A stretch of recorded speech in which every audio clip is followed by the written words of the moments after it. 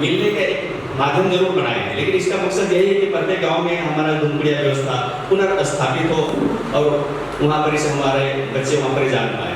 और इसके माध्यम से खास करके युवा साथी लोग हम ये कहना चाहते हैं कि जैसे कि हम लोग जानते हैं कि निश्चित है कि हम लोग स्कूल कॉलेज में पढ़ाई कर रहे हैं, लेकिन हम लोग का सांस्कृतिक की बात आता है, चाहे हमारा समाज की बात आता है, तो सामाजिक ज्ञान के माध्यम से हम लोगों को नहीं सिखाया जाता है। तो ये धूमकुड़िया व्यवस्था में सिखाया जाता था एक संपूर्ण ज्ञान। जो हम लोग धूमकुड़िया से दूर होते गए तो हमारा समाज का ज्ञान को हम लोग नहीं सीख पा रहे हैं। निश्चित है कि हम लोग जीविकोपार्जन के लिए, नौकरी पेशा करने के लिए हम लोग जरूर शिक्षा हासिल कर ले रहे हैं, लेकिन सामाजिक ज्ञान हम लोग सीख नहीं पा रहे हैं। तो इसी के माध्यम से हम लोग धूमकुड़िया के माध्यम से हम लोग एक सामाजिक ज्ञान भी, अपना समाज का जो भी रीति नीति संस्कार जो है उसको भी हम लोग यहाँ पर हम लोग सीख सकते हैं। तो इस तरीके से मंच प्रदान किया गया है। और दूसरी बात क्या होता है कि जैसे कि शहरीकरण बढ़ रहा है, जिसके माध्यम से हम लोग यहाँ पर पूरा तक ही सीमित नहीं रह गए, हमारे साथ बेहतर तरह से कर पाए और एक दूसरे से ज्ञान का एक दूसरे का आदान प्रदान करके हम लोग ज्ञान को बढ़ोतरी करें। तो यही एक माध्यम जो है, इसके लिए आप लोगों के लिए, खास करके युवा साथी लोगों के लिए विशेष करके कहना चाहते हैं कि आप लोग जरूर से जरूर इस तरह से कार्यक्रम जो आयोजन होता है तो आप लोग जरूर आइए, अपनी बातों को यहाँ पर जरूर रखिए। आप लोगों के लिए मंच बनाया गया है, आप लोग भी अपनी बातों को यहाँ पर रख सकते हैं। तो इस तरीके से जो हमारे धूमकुड़िया के तहत आज जिस तरीके से हम लोग उपस्थित हुए हैं, तो जिसमें हम लोग सीखने और सिखाने की जो परंपरा जो है उसको हम निरंतर आगे रखेंगे, बढ़ाएंगे, जिससे हमारे जो सीनियर लोग रहेंगे तो हम लोग को सिखाएंगे और हमारे से जो जूनियर लोग रहेंगे हम लोग उसको सिखाएंगे। इस तरीके से हमारा शिक्षा का जो ट्रांसफर जो एक तरीके से कहेंगे, हस्तांतरण जो कहेंगे, उसको हम लोग कंटिन्यू रखेंगे और इस तरीके से हम लोग आगे बढ़ाएंगे।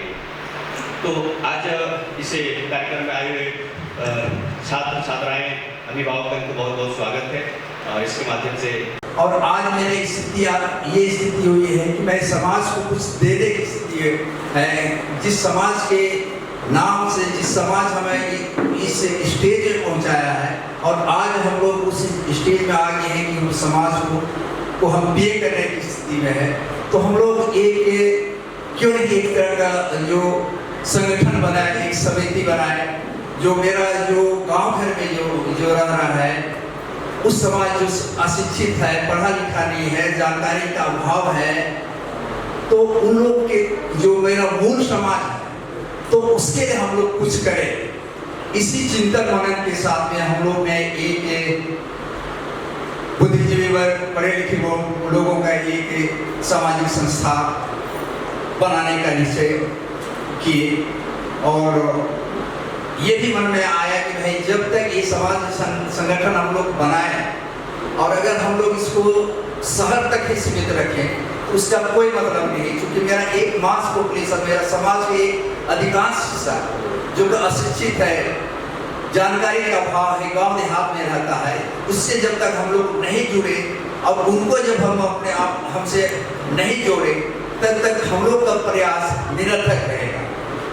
तो इसी कंसेप्ट, इसी विचारधारा, इसी सोच के साथ में हम लोग एक संगठन का बनाए जिसका हम लोग नामकरण, चूंकि हम लोग का जो विरासत से एक समृद्ध विरासत मिली हुई है उसी में एक आप लोग सुने होंगे, जिसकी मैं आगे चर्चा भी करूंगा, पाढ़ा। तो हम लोग का नामकरण में हम लोग ने किया कि पाढ़ा जो हम लोग की सब संस्कृति है, भाषा है, पर्व त्योहार है, इसका संरक्षण संवर्धन कैसे किया जाए और इसके साथ साथ में जो हमारे जो इसके साथ में हम लोग ये भी इसको बहुत महत्वपूर्ण के साथ उद्देश्य में रखे हुए कि हमारा समाज शैक्षणिक रूप से पिछड़ा हुआ है, समाज शैक्षणिक रूप से कमजोर है, तो उसको हम शिक्षा के क्षेत्र में कैसे हम उसको आगे बढ़ाएं और साथ साथ वैसे हम लोग विशेष प्राथमिकता इसमें है कि हमारे समाज से जो आर्थिक रूप से कमजोर जो बच्चे हैं, मेधावी छात्र हैं, तो उसको हम लोग कैसे आगे लाएं। उसको अगर वो उनकी इच्छा है उच्चतर शिक्षा प्राप्त करने की तो उस तरह के बच्चों को हमको चुनाव करके हम उसको हर संभव मदद करने की, ये मेरा एक प्राथमिक इस संस्था का उद्देश्य। इसके अलावा एक और मैं हम लोग इस संस्था के उद्देश्य में जो जोड़े कि हमारे सब जो सामाजिक हमारे अगुवागण हैं, उनका सबका सोच है कि भाई समाज को हम लोग कैसे आगे बढ़ाए, कैसे विकास करें, सबका सोच है। लेकिन रास्ता अलग अलग है, इंडिविजुअल है। तो सबका सोच है समाज को उत्थान कराना ही, तो क्यों नहीं जो विभिन्न, जैसे एक शुरुआती दौर में हमारे कार्तिक बाबा स्वर्गीय ने बहुत बड़ा योगदान समाज में किया, मैं इसका नाम लेना चाहूँगा। केंद्रीय सभा समिति और अखिल भारतीय आदिवासी परिषद, इसके साथ साथ में और भी हमारे धार्मिक सामाजिक संगठन हुए, जिसमें ये पाड़ा समाज, ये प्रार्थना समाज हुआ, उसके अलावा ये आपका ये आदिवासी समन्वय समिति हुआ, इस तरह का और मुंडा समाज का भी, मैंने सबका कुल मिला के आदिवासी समाज को उठाने के लिए जो प्रयास करते, तो इन और जो कि ये अपने अपने स्तर से और इसका आज के डेट में हम जो देख रहे हैं, ये संगठन जो अखिल भारतीय स्तर में था आदिवासी विकास परिषद, वो कुछ लोगों और उसी तरह के जो संस्था कुछ जेबी संस्था के टाइम में हो गया है, विविध टुकड़ों में बटा हुआ है। तो इस हम लोग का उद्देश्य ये भी संगठन की इस जो विभिन्न रूप में है, उसको हम लोग एक जगह एक मंच में मंच प्रदान करके हम लोग समाज का विकास हम लोग कैसे करें, ये उद्देश्य के साथ ये इस समिति का निर्माण करने का मेरा हम लोग को उद्देश्य रहा है। ये तो मेरे समिति के बारे में मैं कुछ, चूँकि एक चीज और रखना चाहता हूँ, चूँकि काफी संख्या में हमारे छात्र छात्राएं जब अभी उच्चतर शिक्षा में वो प्रवेश करने जा रहे हैं, वो भी है कुछ हमको लगता है नौकरी के इच्छुक छात्र भी यहाँ सम्मिलित है। तो मैं कुछ अपना व्यक्तिगत बातें मैं शेयर करना चाहता हूँ। तो उस व्यक्तिगत बात में मैं ये कहना चाहूँ कि जिस परिवेश से आप लोग इस स्तर में पढ़ाई लिखाई कर रहे हैं, उससे कहीं बदतर स्थिति की पढ़ाई मेरी हुई है। आप लोग शायद देहात से बिलोंग करते होंगे तो उनको पता होगा, आज तो काफ़ी देहात में भी शिक्षा का स्तर, मैंने ये स्कूल का व्यवस्था में कुछ सुधार हुआ है। हम लोग पढ़ाई किए हुए चटाई स्कूल में, चटाई स्कूल कब समझ रहे हैं ना, वहाँ बेंच डेस्क कुछ नहीं रहता था, अपना घर से घर में ये चटाई और बोरा लेके जाते थे, उसमें पढ़ाई की। और हर सैटरडे को उस क्लासरूम की लिपाई पोताई हम लोग अपने से करते थे, उस स्कूल से पढ़ाई कर करके। और आज मैं हायर एजुकेशन के लिए रांची से पढ़ाई किया और ये आदिवासी हॉस्टल करमपल्ली में मैंने पढ़ाई किया है। और चूँकि मेरा उसके साथ में आपका डिटर्मिनेशन, मैंने कोई भी चीज़ को आप तभी आप अमली जामा बनाइएगा जब आप उसके बारे में आप सोच पाइएगा, आपका दिमाग में चिंतन मनन होगा। जब चिंतन मनन होगा उसके बाद तभी आप डिटर्मिनेशन होगा कि भाई जब हम वो आप लक्ष्य निर्धारित कीजिएगा कि भाई हमको ये करना है, फिर आप उस लक्ष्य को प्राप्त करने के लिए, ऐसे तो लक्ष्य प्राप्ति होगी नहीं, उसके लिए आपको एक्शन प्लान बनाना होगा, कार्य योजना जिसको कहेंगे। एक्शन कार्य योजना में है कि कैसे हम उसको अचीव करें, उसको लक्ष्य को प्राप्त करने के लिए क्या क्या काम हमको करना पड़ेगा, ये सब आपको एक्शन प्लान में बनाना होगा। और एक इस एक्शन प्लान के बाद में आप उस एक्शन प्लान को कैसे मूर्त रूप आप दीजिएगा, उस पर भी आपको मूर्त रूप दीजिएगा, तभी आपकी लक्ष्य की प्राप्ति होगी। देन इसके एक इसमें उस लक्ष्य को प्राप्ति करने के लिए आपको सेल्फ कॉन्फिडेंस की जरूरत है। आप में अगर आत्मविश्वास नहीं हो तो आप कोई भी चीज़ इजी से या आसान काम भी आपको करने में परेशानी पड़ेगी, मुश्किल। इसके लिए चाहिए कि आत्मविश्वास के लिए आई कैन डू, ये डिटर्मिनेशन होना चाहिए, तब कुछ आपके लक्ष्य की प्राप्ति संभव हो पाएगी।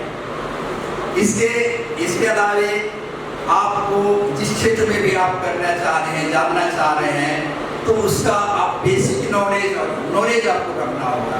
उस क्षेत्र में जैसे आप स्टडी के वे में सरकारी नौकरी में हम जाना चाह रहे हैं।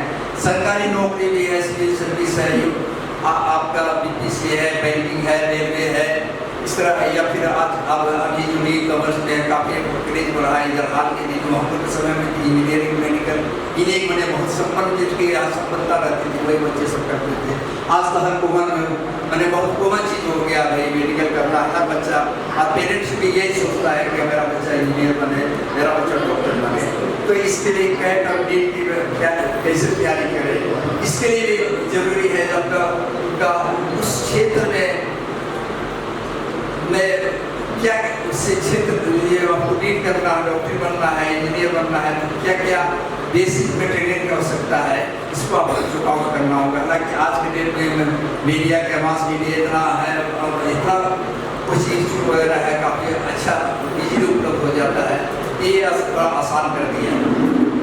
ये बेसिक नॉलेज वहाँ है। इसके आगे आप चूँकि नॉलेज किसी चीज़ का नॉलेज रखना ही सफिशिएंट है, क्योंकि आपका एग्जाम नौकरी पेशा के लिए नौकरी के लिए तैयारी कर रहे हैं, इंजीनियरिंग की तैयारी कर रहे हैं, उस परिस्थिति में से आपका नॉलेज भी सफिशिएंट नहीं है, क्योंकि आपका दिमाग का नॉलेज आपके दिमाग में रहेगा। एक मूल्यांकन और आपका जो रिजल्ट आपका वो मार्कशीट से आएगा या फिर सब्जेक्टिव है तो पेपर में आएगा।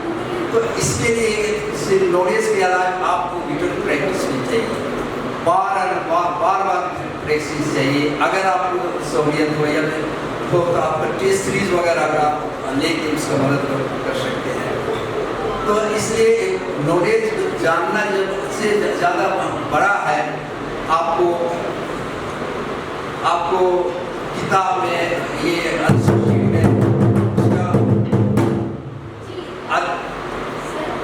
सभी को ध्यान में रखते हुए हम लोग इधर से नगाड़ा बजाने का कष्ट करेंगे। हाँ जी, चलिए ठीक। तो इसके लिए जरूरी है कि भाई आप, हाँ ये चीज और इसमें आप जोड़ना चाहेंगे, विकास एक सतत प्रक्रिया है। कहीं हमको किसी जगह के लिए हमको कहीं सफलता मिल जाती है तो हमको बहुत ओवर एक्साइटेड भी नहीं होना है, और कहीं अगर हमको असफलता मिलती है तो इससे हमें बहुत डिस्करेज भी नहीं होना है। दोनों ही स्थिति हमारे लिए खतरनाक है, इसलिए हम लोग एक मध्य मार्गी होकर सफलता मिलती है तो जरूर खुशी होती है, लेकिन हम उसको खुशी के रूप में जाहिर नहीं करें, बल्कि और बेटर हम करने का प्रयास करें। और इसके साथ में एक चीज़ और मैं, ये सब आप ज़्यादा स्टूडेंट हैं, ये बच्चे लोग जब आगे जाएंगे तो नौकरी वगैरह के लिए जाएंगे तो नौकरी, स्कूली शिक्षा, नौकरी, स्कूली परीक्षा और नौकरी परीक्षा में जमीन आसमान का अंतर है। इसलिए जरूरी है अगर इंटरेस्टेड रहते हैं तो लोगों को इस क्षेत्र में आर्कियोलॉजिकल सर्वे किया है, संग्रहालय है वहाँ, या फिर आप अगर कोई इस तरह का जो विवाद है वो सुलझ नहीं पाता था, या फिर इंटर पाड़ा की बात आती थी तो पाड़ा में द्वारा इसमें निर्णय हुआ करता था। इससे ऊपर विश्व सिंधरा की बात आती है, विश्व सिंधरा में 3-4 पाड़ा मिलके जो निर्णय लिए जाते हैं, या फिर समाज को जो निर्देश देने की बात आती थी, निर्देश दिया जाता था। तो ये मेरा ये कहने का ये है कि मैं ये जो सामाजिक संस्थाएं, ये सामाजिक संस्थाएं एक साथ पूरा समाज को नियंत्रित करती थी, समाज को संगठित करती थी, समाज के हमारे रीति रिवाज और भाषा संस्कृति और संरक्षण संवर्धन करती थी। ये करती आ रही है, और एक तरह से एक वाहक के रूप में वाहक समझ रहे हैं। एक क्योंकि हम लोग का कोई भी लिखित संविधान, कोई भी दस्तावेज डॉक्यूमेंटेशन नहीं है, जो सब ये मौखिक है, ट्रेडिशनल है। तो ये इस तरह के मीटिंग और सेमिनार और जतरा सेंद्रा में एक पीढ़ी से दूसरी से पीढ़ी में जो हस्तांतरित हमारे रीति रिवाज का ट्रांसफर हो गया, ये बहुत बड़ा इसका महत्वपूर्ण योगदान रहा। अब कॉमनवेल्थ आज के डेट में ये थोड़ा बहुत किताब में तो नहीं है, मुख में हम लोग मुँह में भी थोड़ा बहुत बचा हुआ है, पाड़ा है, भूलपुड़िया है, तो इसको हम लोग को पुनर्जीवित करने की आवश्यकता है। और हमारे आज के बच्चे चूंकि हम लोग गाँव घर से बिलोंग करते थे, इसलिए इतना तो मैं हम लोग जान ले रहे हैं कि आज के बच्चे अगर इनको नहीं सिखाया जाए, नहीं बताया जाए, तो ये अब धुमकुड़िया क्या है, पारा व्यवस्था क्या है, या अब हमारे सब समाप्त हो जाएगा। जो आपकी संस्कृति समाप्त हो जाएगी, आपका अस्तित्व समाप्त हो जाएगा।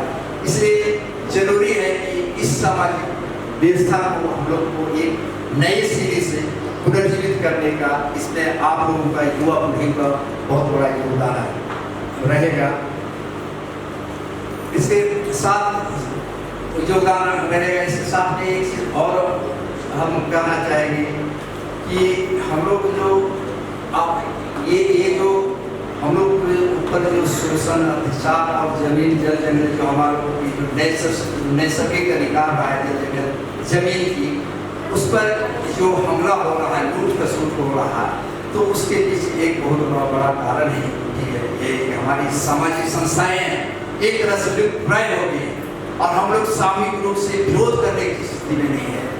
इसलिए ये जरूरी है कि ये हमारे जो पूर्वजों की एक धरोहर है, और उसको हम लोग को पुनर्जीवित करके और नए रूप में हम लोग को संगठित लाना है, पुनर्जीवित करना है।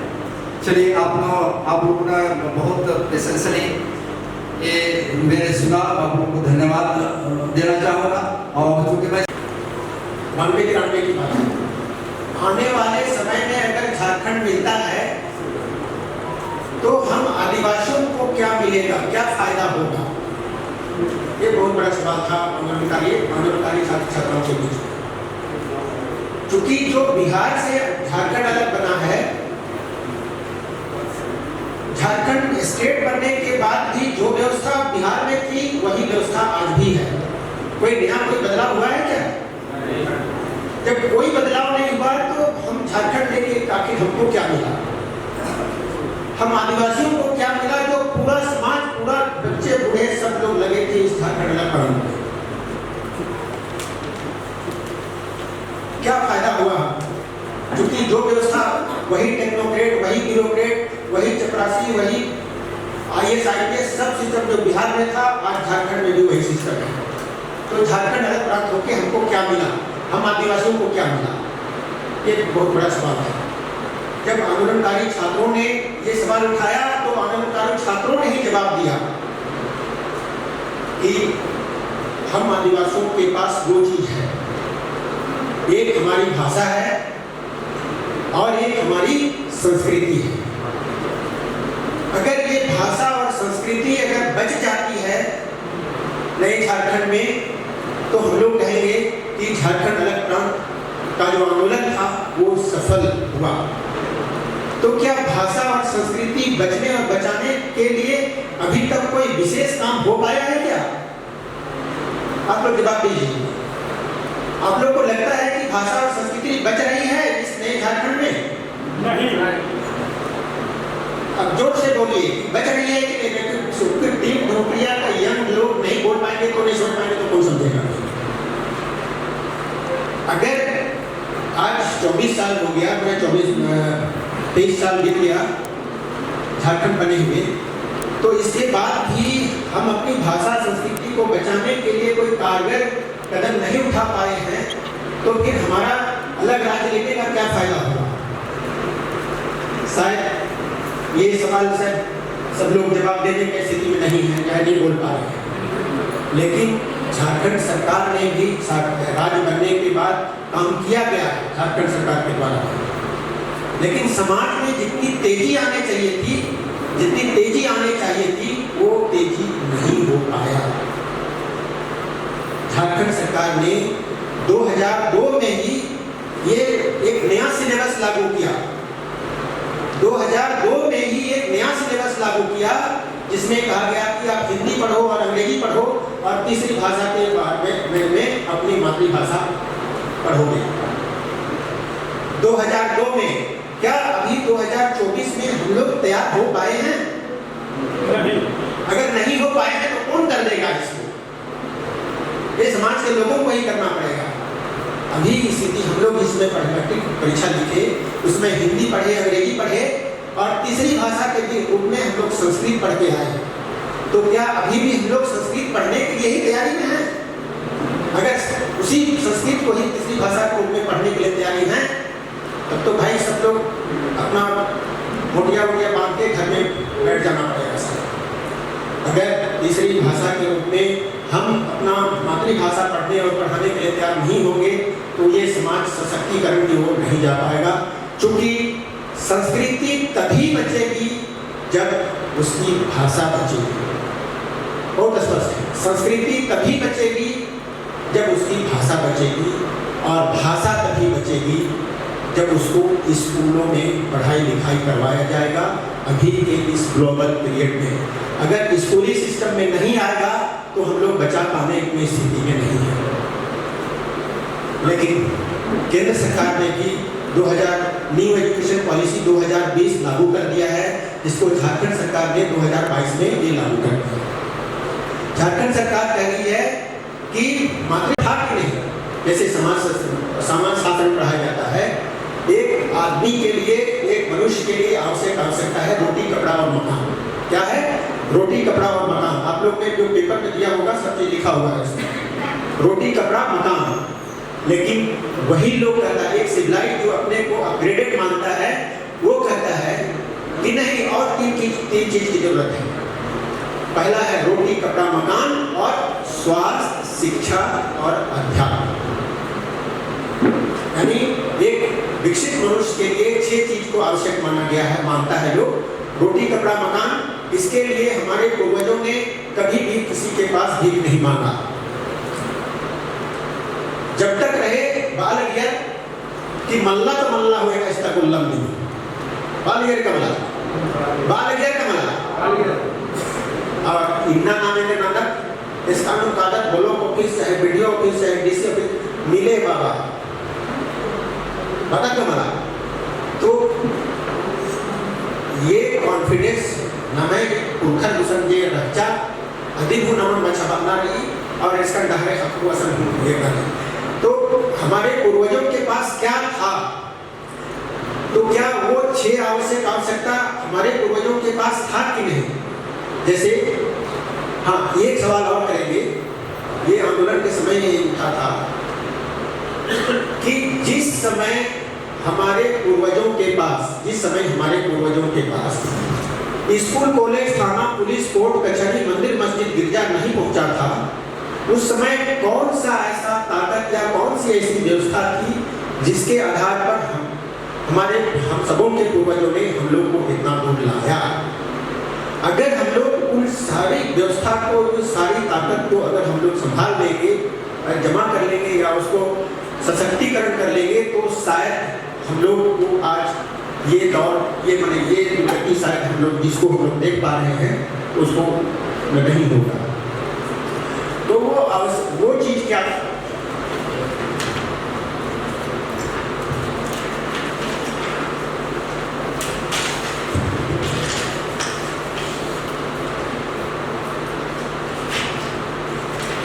नंबर 14 इसमें जो मिला हुआ है, फर्स्ट पेज पे देखिएगा। हम लोग तो समझ पा रहे हैं कि हमारे पूर्वजों के पास जो व्यवस्था थी जिससे हम लोग को पूरे विपरीत परिस्थिति में भी संभाल के रखा, उसमें से क्या क्या चीजें थी? उसमें एक चीज थी अखड़ा।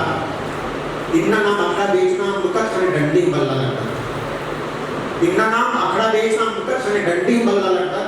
और अखड़ा तो उसका माप का खने पकता था कि झगड़ा झंझट चाहे इधरी में से मानी अधिक नाम निपटारा होना नाम लल्ला और हाथ की तरह पटकूट कचरी तरह काला। दूसरी व्यवस्था है धुमकुड़िया। धुमकुड़िया तो ऐसी व्यवस्था थी जिसमें एक बच्चा माँ के साथ 6 महीना तक दूध पिया, फिर साल भर तक दूध पिया। जब दौड़ने घूमने लगा तो उसके दादा दादी भी उसको साथ लेके घुमाते थे। एक छोटे बच्चे को उसके दादा दादी बोलते हैं गुचा नतिया धुमता बेच, बाल गया कि गुचा नतिया धुमता बेच। अब बच्चा जो है, एक छोटा बच्चा और उसके दादा दादी उन लोग वो खेल रहे हैं। मैंने बच्चे को कैसे खिलाया जाता है सब आप लोग भी करते हैं अपने घर में। तो वो धुमता क्या है? अगर मांदर का ताल में अगर हम ये कहें तो लेफ्ट साइड का जो आवाज आता है वो है धूम रही का मन ला और तीना जाता है कि ता। तो यहाँ ये ता क्या चीज है, और कुड़िया तो कुड़िया बड़े छोटा है कुड़िया है, ये ता क्या है? ता क्रिया जो ये शब्दखंड जो है ये कुरुक भाषा के क्रिया शब्द में इनफिक्स है, यानी मध्य प्रत्यय है, और ये जिसमें भी लग जाएगा किसी भी क्रिया शब्द में लग जाएगा ये ता प्रत्यय इनफिक्स, वो उसको प्रेरणार्थक क्रिया बना देता है। तो एक बच्चे के लिए प्रेरणार्थक क्रिया क्या है? एक प्रेरणार्थक क्या है दूसरे एक बच्चे के लिए? वही उसके माता पिता दादा दादी बड़े भाई बड़े बहन, यही लोग समाज के लोग वही प्रेरणार्थक है। तो हम लोग इस बात को जो लिंग्विस्टिकली जो एनालाइज करते करते हम लोग मैं इसी बात पे आया कि धूम ता कुड़िया जो है तब विलुप्त होके धूम कुड़िया ये बना और अकुम बना माशावारी पिल्लर जो हर बिचिया है, और पहली बारी चाहे अच्छा से खेला तो बाल इना का जोहर पिल्लर बड़ा तब बिचिया धूम धूम खरखर किया, उन्हें अच्छा से खेला उसको कहेगा कि धूम धूम खरखर किया, और एकदम राग को बेताल करके राग से बेराग कर दिया तब उसे इतना जोखर पे लड़ लड़ बेचा है तो धम धम खा मेला कुल रोटी ही बात है। शायद आप लोग सुने हैं कि नहीं, हम लोग तो सुने हैं, हम लोग ऐसा बोलते हुए प्रचलन में अभी भी है। तो धूम धूम माने एक अनुशासन के रूप में, और धाम धूम माने वो अनुशासनहीन हो गया। तो क्या होता था कि 7वें साल में उसको इंटरेस्ट मिलता था, माँ बाप लोग पिता है उसको बब्बा बब्बा अंगुली से दिखा के बोलेगी बब्बा बब्बा, इससे दो उसको दो ये है कि वो जो माँ है वो समझ रही है कि बच्चा जो मैं तुझको जो जन्म दी हूँ उसका बाप यही है, उसका बाप यही है। बाप को कौन बताएगा? माँ ही ना बताएगी कि उस बच्चे का बाप कौन है। सही है कि नहीं है? तो दो अपने भी सिक्योर होती है कि जो मैं जन्म दी हूँ उसका बाप वही है, और दूसरा कि बच्चे को अपने पिता के बारे में बचपन से ही दिखा के बताती है कि यही तुम्हारा बाप है। और मान लिया जाए कि कभी ऐसा परिस्थिति हो कि बच्चा को बताया ही नहीं गया कि कहीं उसको कौन बाप है उसका, तो क्या सामने आने से पहचानेगा? नहीं पहचानेगा। तो दोनों का एक अपने सोशल सिक्योरिटी होती है, सोशल सिक्योरिटी उसको मिलता है, और दूसरा उस बच्चे को अपने पिता के बारे में बताया जाता है। तो यही लोग छोटे बच्चे को ही, छोटा बच्चे को भी उन लोग पापा पापा मम्मा ऐसे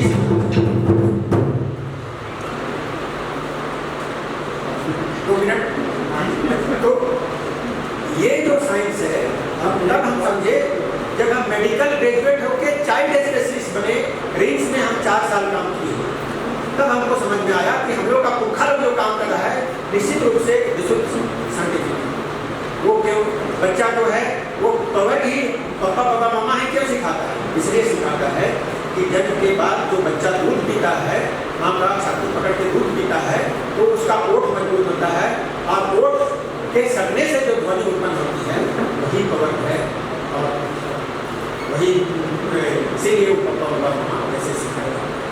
दूसरा जो है हम लोग आज हिंदी पढ़ रहे हैं तो और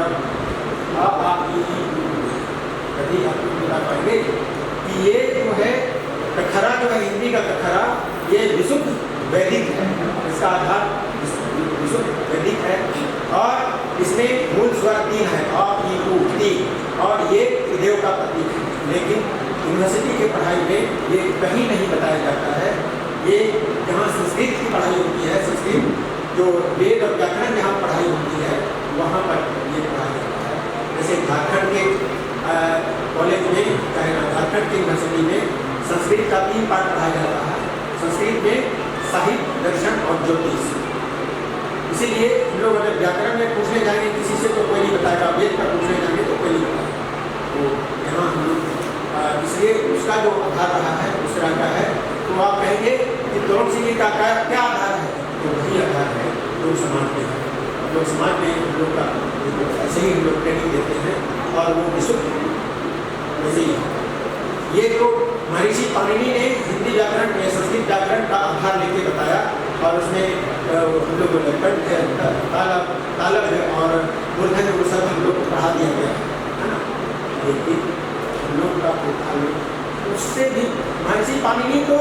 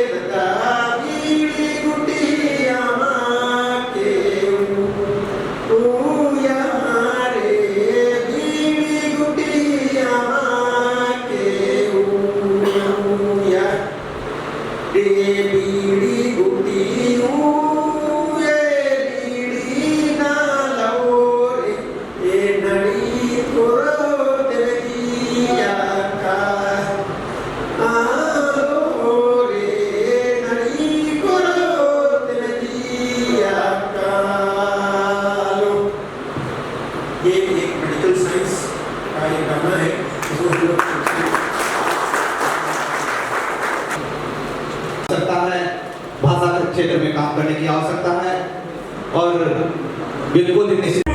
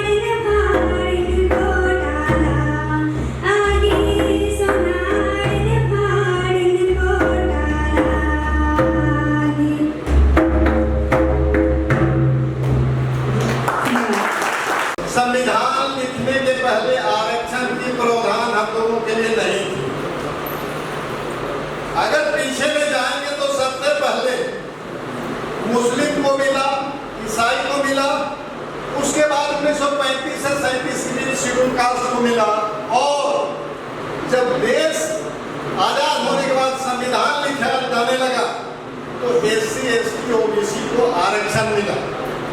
बोलचाल की भाषा में बोलते हैं कि आरक्षण, अरे इसे तो नौकरी मिलता है, रोजी रोटी की सवाल है, लेकिन मेरी जुबान में वो नहीं है। आरक्षण कोई रोजी रोटी का सवाल नहीं है, ये सामाजिक प्रतिनिधित्व का मामला है जो लंबे दिन तक हम लोग को लंबे नुकसान से रहने के भरपाई के लिए संविधान में व्यवस्था किया गया। इसमें SC, ST, OBC तीनों के लिए संविधान के अलग अलग अनुच्छेद में व्यवस्था किया गया है, अलग अलग कारण से।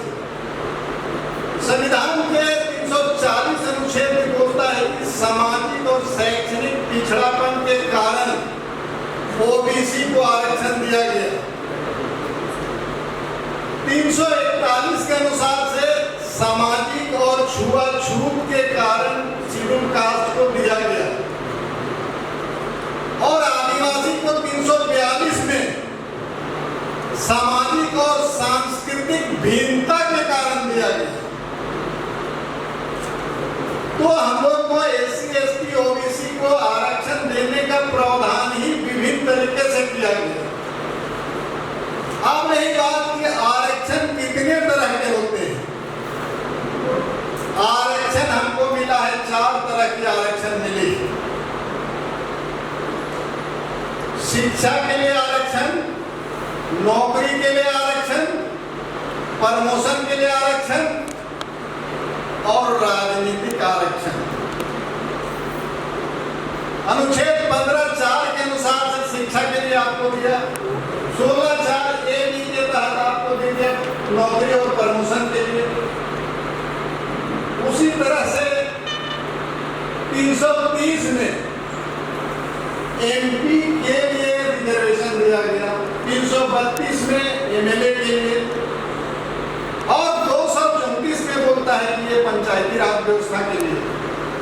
लेकिन ये जो है राजनीतिक आरक्षण है वो 10 साल में उनकी समीक्षा होगी और समीक्षा जहां होगी वहां SC, ST, OBC के भी रिप्रेजेंटेटिव रहेंगे जहां समीक्षा होगी। वो जो अभी तक चलते आ रहा है, लेकिन बोलचाल की भाषा में बोलते हैं।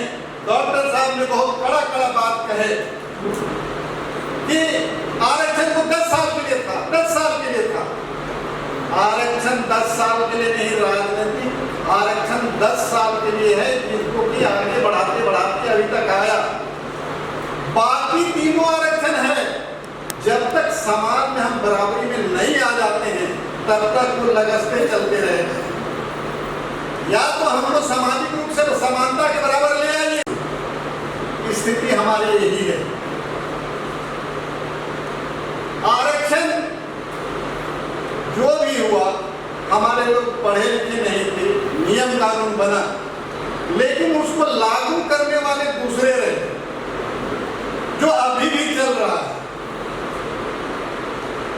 हम लोगों का जो भी रिजर्वेशन आ रही है तो SC, ST, OBC के एक दूसरे से पूछ पकड़ लेता है। तो थोड़ा सा हम जाते हैं और टाइम लगेगी, लेकिन है कि OBC के आरक्षण से जाते हैं।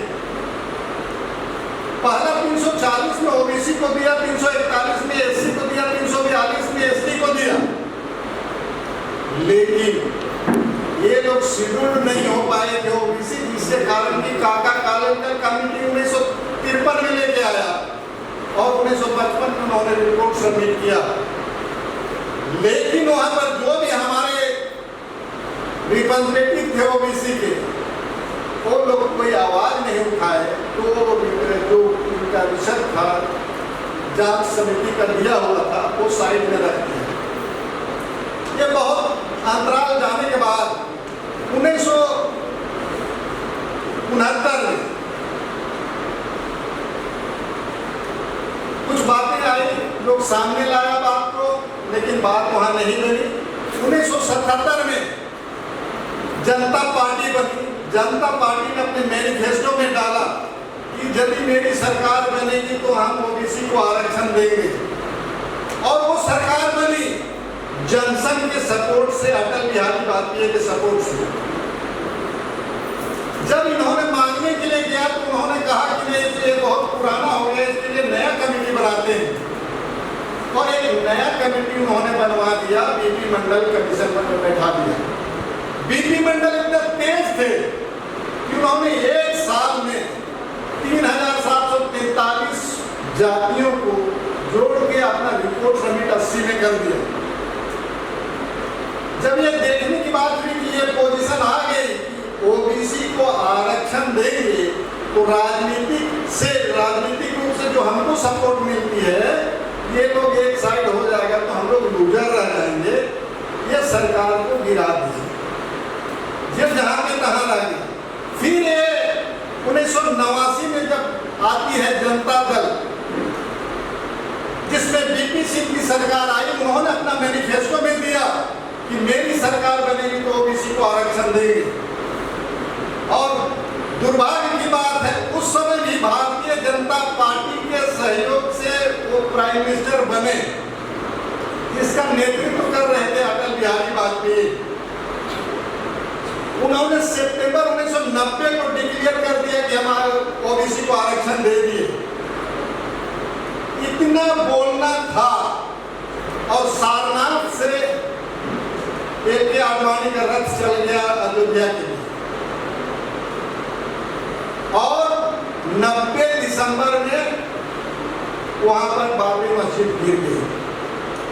यह खटाई में चला गया कि मंडल कमंडल, अगर मान लीजिए कमंडल में चल जाता है तो बचेगा हमारा राज चलेगा, अगर मंडल में चला गया तो शिव काश्मीर बाहर हो जाएंगे।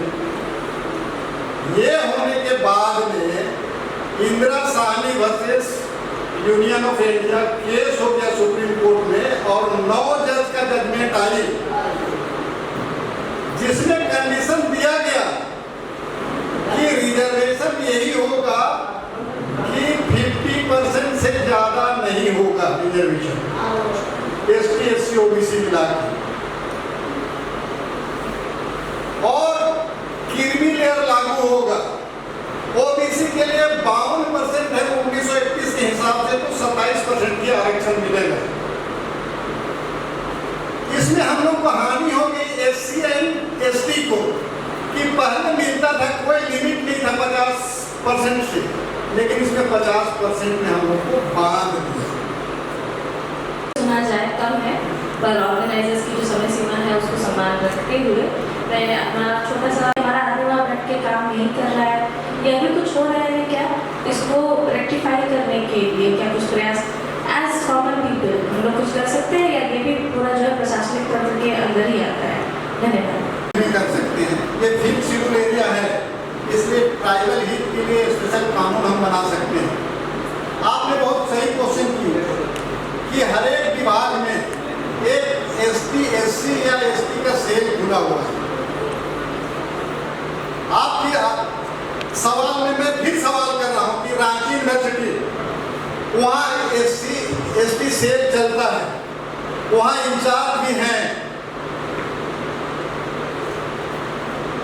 ये जान के अफसोस हुआ कि झारखंड पब्लिक सर्विस के द्वारा डिप्टी रजिस्ट्रार की बहाली हुई है और 60 साल बाद वो रिटायर करेंगे, लेकिन कौन सी यहाँ पर षड्यंत्र रही या सिंडिकेट काम किया कि हाईकोर्ट का सहारा लेके उनको कहा गया कि आपका टेन्योर पोस्ट था ओनली 4 इयर्स के लिए, इसलिए आपको नौकरी से आपकी नौकरी खत्म की जाती है। और खत्म कब किया गया? 6 साल बाद। कोर्ट का डिसीजन कब आया था? 5 साल में 1 साल दबा के रखी, अभी 15 मई को आपको नौकरी से निकाल दिया। जब ये होना था तो वाइस चांसलर को या रजिस्ट्रार को इनसे कंसल्ट करना चाहिए था कि एसटी एससी सेल क्या बोलता है, लेकिन कंसल्ट आप नहीं किया। आपके पास अथॉरिटी है। जब मैंने बैंक में ज्वाइन किया तो लोग बोलता था, सिद्धू बोलता था ये लोग है कोटा वाले, मुझे तो नहीं बोलता था, मैं तो यही आदिवासी हॉस्टल का प्रोडक्ट था। मैं बोलने भूल गया कि सरना नवयुवक संघ का संस्थापक भी मैं हूँ। पुराने राज्य में जो हॉस्टल था सरना हॉस्टल, उसका भी संस्थापक मैं रहा। अभी लेट दुखा भगत को प्रीफेक्ट बना के चल गए थे, जो परम चौबा भी चली गई। मैंने स्टेट बैंक में गया, सब निकला, कुछ लोगों को लेकर मैंने कमेटी बनाया और अपोज करना शुरू किया। अभी टोटल बैंकिंग इंडस्ट्री में एवरी 3 मंथ्स में होता है, मैनेजमेंट के साथ मीटिंग होती है कि आपकी क्या विभाग से बताइए और कैसे सेटराइट कर सकते हैं। यहाँ भी सभी जगह बना हुआ है, लेकिन अगर हम खुद अपनी दायित्व को नहीं समझेंगे कौन बचाएगा? तो हम लोगों के लिए जहाँ सेल खुला हुआ है, चाहे मैकोन में है, सेल में है, चाहे रांची यूनिवर्सिटी में है, विनोबा भावे में है, चाहे रिम्स में है, या आपका खादी बोर्ड एंड ग्राम उद्योग, हम लोग उनसे सवाल करें। आप रोस्टर रजिस्टर अपने भी मांग सकती हैं और हम लोग सवाल उनसे कर सकते हैं कि आपने क्या काम किया। अगर सेल में मेरा आपने अगर रांची यूनिवर्सिटी में बैठा है, ये आदमी को कैसे नौकरी से निकाल दिया गया? कोई बोलने वाला नहीं था। मैंने बुला के उनको अपना पेड है all India confederation of SC ST organisation से, राज्यपाल को, उनका प्रिंसिपल सेक्रेटरी को, वाइस चांसलर को मैंने जांच किया। ये फुल टेन्योर है, उसको आपने बोला कि ये टेन्योर पोस्ट है, मुझे कैसे निकाल दिया? लेकिन मैंने कोशिश किया था कि वाइस चांसलर से बात करके या प्रिंसिपल सेक्रेटरी से करके बात निकाल लें, लेकिन कोर्ट में केस किया है तो कोर्ट ही आएगा, उसके बाद कुछ कर सकते हैं। तो सभी विभाग में मोस्टली ट्राइबल सेल बना हुआ है, उसमें आप सबको मुंह खोल के पूछना होगा अगर कोई गलती होगा कि आप क्या कर रहे हो। अगर फीस ज्यादा लेता है तो, अगर मान लीजिए कुछ करता है तो कहने के लिए मेरे पास अखबार पड़ी हुई है, यहाँ एक एग्जाम्पल और दे दे रहे हैं आप क्वेश्चन की। तो यहाँ यूनिवर्सिटी पॉलिटेक्निक BIT मोड़ में खुला हुआ है मेसरा में, जिसका संचालन सरकार और BIT मेसरा मिलकर करते हैं। वहाँ SC ST के लिए फ्री ऑफ कॉस्ट पढ़ाई होना है। 2001 से 2001 तो बन ही रहा था, 2001 के बाद 2007 तक हुआ। 7 के बाद एक पैसा वेलफेयर डिपार्टमेंट से नहीं मिल रहा है। बच्चे पढ़ने लिए किसी तरह नामकरण तो करा लिए, वो ड्रॉप आउट फोर्स आउट होकर चले जा रहे हैं। तकलीफ तो मेरे को तब लगी, एक प्रिंटिंग ट्राइब्स 2004 से 7 बैच का लड़का था, 2011 में पास आउट हो गया, 2022 तक उसको सर्टिफिकेट नहीं दिया गया कि 30,000 आपका फीस ड्यूज है। जबकि प्रिमिटिव ट्राइब्स के लिए जूता मोजा से लेकर गाड़ी भाड़ा टिकट तक देना है सरकार को। मैंने इंटरवेंट किया तो तुरंत 2022 में प्रोविजनल सर्टिफिकेट तो दे दिया, लेकिन 30,000 का डिमांड खड़ा किया। मैंने वेलफेयर मिनिस्टर से पूछा what is this is your MOU, और उसके बाद ये प्रिंटिंग क्योंकि सबसे पहले ये होता है कि वैकेंसीज जो होते हैं वो बहुत कम होते हैं। जैसा कि आपने कहा कि 40,000 तक, उतना में क्या ही हो जाएगा, क्योंकि आधे से ज़्यादा तो बाहरी लोग भर पड़े रहते हैं। उनमें की अभी सर्वे कराए बिना भी 1 to 5th क्लास तक जो ट्राइबल लैंग्वेज है उसका लीजिए। जब पहले वैकेंसी निकलती थी तो डिफरेंट क्लास के लिए एक साथ वैकेंसी निकलती थी, हो जाता था। अभी तो कहीं सब्जेक्ट वाइज निकाल रहे हैं, 11 सब्जेक्ट का निकाले थे। एक स्कूल में जितनी सब्जेक्ट पढ़ाई होती है टोटल निकालना चाहिए, लेकिन वेस्टेड इंटरेस्ट के चलते एक साथ में 11 भाषा के निकाले, जिसमें ट्राइबल एंड रीजनल लैंग्वेज को छोड़ दिए, उसमें पॉलिटिकल साइंस एंड अदर्स को छोड़े। अब रही बात की एजुकेशन डिपार्टमेंट के जो हायर एजुकेशन डायरेक्टर है, एजुकेशन का डायरेक्टर है, ये तो बात बोल सकता है, मंत्री साहब भी बोल सकते हैं, कैबिनेट बोल सकता है, लेकिन वो लोग मुंह सील के भेजे हैं। वोट देने टाइम में तो 500 पर हेड दे दिया, हम वोट दिए गए और हम मुंह सील के भाग बैठ गया। ये पार्टी का लाइन नहीं बोलता है या हम नहीं बोलते हैं, ये बातें हो जाती है। तो यहाँ वैकेंसी जो भी निकल रहा है, अगर सही कैलकुलेशन करे तो निकल जाएगा। कैलकुलेशन करने का रोस्टर और रजिस्टर ही एकमात्र रास्ता है जो बल्क में आप लोगों को निकलेगा कि ये नौकरी में जाएगी, इसमें जाएगी, इसमें जाएगी, आपको चॉइस करने का मौका मिल जाएगा। सर एक और क्वेश्चन है कि इस वक्त में देखा कि बहुत सारे जो ऐसे जगह हैं, एग्जाम्पल रांची, तो ऐसे जगह में जो रिजर्व सीट्स होते थे ST SC के लिए, वो बहुत सारी जगहों में नहीं थे। और इस पर कोई मतलब अब तक ऐसा कुछ इन्फॉर्मेशन आया नहीं कार्रवाई की क्यों ऐसा हुआ, क्यों रिजर्व सीट को खत्म कर दिया गया। 0 सीट्स रांची में, मेरे को याद नहीं कि कौन सा फॉर्म मैंने भरा था, बट 0 सीट जबकि जगह पर सीट्स रिजर्व थे लेकिन दिया नहीं गया है, STs के लिए रिजर्व किए गए हैं। लेकिन इस बार जब मैंने फॉर्म देखा तो वो जो सीट रिजर्व थे वो सीट रिजर्व नहीं थे। ये गड़बड़ियाँ हुई, वहाँ पे रिजर्व ले सके, बट वो चीज़ नहीं। मान लीजिए कि अगर बहुत सारे ऐसे लोग होते हैं जो रिजर्व सीट से फाइट करते हैं, ठीक, अगर कुछ जगह पर रिजर्वेशन दिया ही नहीं गया तो फिर लोग तो रिजर्व से भी फाइट नहीं कर पाएंगे। तो फिर रिजर्वेशन का फिर इसमें फायदा क्या होता है? रिजर्वेशन और वो हम लाभ नहीं ले पा रहे हैं क्योंकि कुछ कानूनी गड़बड़ी की वजह से उस चीज़ को हटाया जा रहा है। इसमें 3 तरह से डॉक्टर नहीं मिले, 3 साल के लिए कंडीशनल ले दिया कि 3 इयर्स तक आप अनुबंध पर रहेंगे, 3 साल जैसे खत्म हो जाएगी आप बैठ जाओगे। उसी रिम्स में कुछ डॉक्टर्स आए तो बोला कि नहीं ट्राइबल नहीं मिल रहे, इसलिए इसको एक्सचेंज करेंगे। हमने मना किया कि 1997 ऑनवर्ड्स आप एक्सचेंज नहीं कर सकते।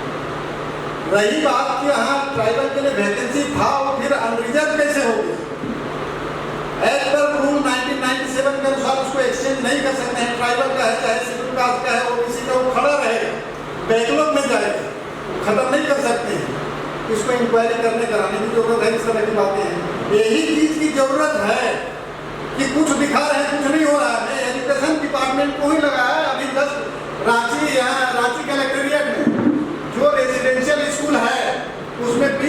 वैकेंसी निकली थी डिफरेंट सब्जेक्ट के, लेकिन यहाँ पर जब निकाला गया वैकेंसी वो तो पब्लिश किए, रिजल्ट निकाला गया पब्लिश नहीं किया गया। मैंने RTI के थ्रू मांगा, कुछ कैंडिडेट हमसे टेलीफोन की क्या है नहीं है, मांगा तो हमें लिस्ट दिया गया।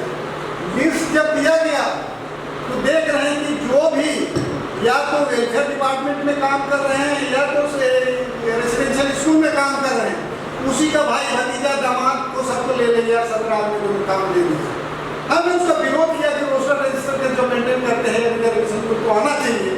अभी पेपर में आया तो शायद 3-4 दिन बैग आया था तो अभी खटाई में पड़ी हुई है, तो वाद करना पड़ता है कि कहाँ क्या कर रहे हैं। अभी खुला झारखंड को में बिना लगाम का भी हो गया है नौकरी की मांग, तो इसको लगाम लगाना पड़ेगा, चाहे जैसे भी लगाइए, नहीं तो हम लोग को नहीं मिल पाएगा। तो आप जो बोल रही हैं उसमें बोल रहा हूँ ना कि क्या इसको किधर डालें, उनके मर्जी पर निर्भर कर रहा है। निदेशक शिक्षा कभी बोल रहे हैं कि 3 सब्जेक्ट कर दे रहा है, कभी 4 सब्जेक्ट कर दे रहा है, कभी 11 सब्जेक्ट का ले रहा है 10+2 में, तो कभी ले रहा है ज़्यादा का, तो मन मर्जी अपना कर रहा है। कोई टोकने वाला नहीं है, तो टोकने वाला चाहिए, या तो सामाजिक संस्था टोके, या छात्र टोके, या मिनिस्टर टोके, या MLA टोके। इसीलिए ना भेजते हैं कानून बनाने के लिए। तो क्या कर रहे हो भाई आप? अगर मान लीजिए 2010 2000 से लेके अभी तक आएंगे आप, करीब 180 MLA गए, पक्ष या विपक्ष के, 23 साल तक क्या किया? कोई भी पार्टी का रहा हो, मैं इंडिविजुअल को नहीं बोलूँगा, आपने क्या किया? हमारे बाल बच्चे, आपके हम भी बाल बच्चे पढ़ रहे हैं, स्कूल में हैं, कॉलेज में हैं, एडमिशन में, हायर एजुकेशन में जा रहे हैं, कुछ तो करिएगा। ये प्रॉब्लम तो है, हम लोगों में अपनी कमी है, सब कुछ मेरे पास है, लेकिन हम लोग मिलेगा तो दूसरे के आसे हैं, कोई दे देगा, दिला देगा। मेरी तरफ मत दिखिए, मेरी तरफ मत दिखिए गुनाहगार की तरफ। अगर आपका हक है तो हकदार के जैसे उसको छीन लीजिए पकड़ के, यही अभी बोलता है। कोर्ट कचहरी छोड़िए, दूसरा रूप कैसे हकदार के जैसे छीन सकते हैं वही रास्ता लेना है। कोर्ट कचहरी में सकेंगे नहीं, हमें बाप दादा नहीं है। अगर वहाँ जाना है तो आप ग्राम सभा में जाइए, पढ़ाने जाइए, उसके थ्रू जाइए, तो हो सकता है जस्टिस। ठीक है, थैंक यू। ऐसा गौर कर पाए, बट ऐसा भी होता है ना कि बहुत सारे लोग फॉर्म वगैरह भरते हैं स्कॉलरशिप वगैरह की, कुछ लोगों का आता ही नहीं है। ऐसे में तो उनका पढ़ाई स्टक हो जाता है, उनको फाइनेंशियली बहुत दिक्कत होता है। क्योंकि ऐसे कुछ लोगों को मैं जानती हूँ जिनको मतलब ऐसा वो बोलते हैं कि नहीं मैंने फॉर्म भरा था बट मेरे बहुत सारे स्कूल में रीएडमिशन स्टार्ट हो गया है कि स्कॉलरशिप अभी तक आया नहीं, तो वो लोग क्या करेंगे, कैसे भरेंगे? ये क्या कॉलेज का फीस इतना हाई होता है, मतलब वो लोग बेसिकली डिपेंडेंट होते हैं स्कॉलरशिप के भरोसे ना, तो अभी तक स्टार्ट नहीं किया गया है। जबकि एडमिशन वगैरह एक तो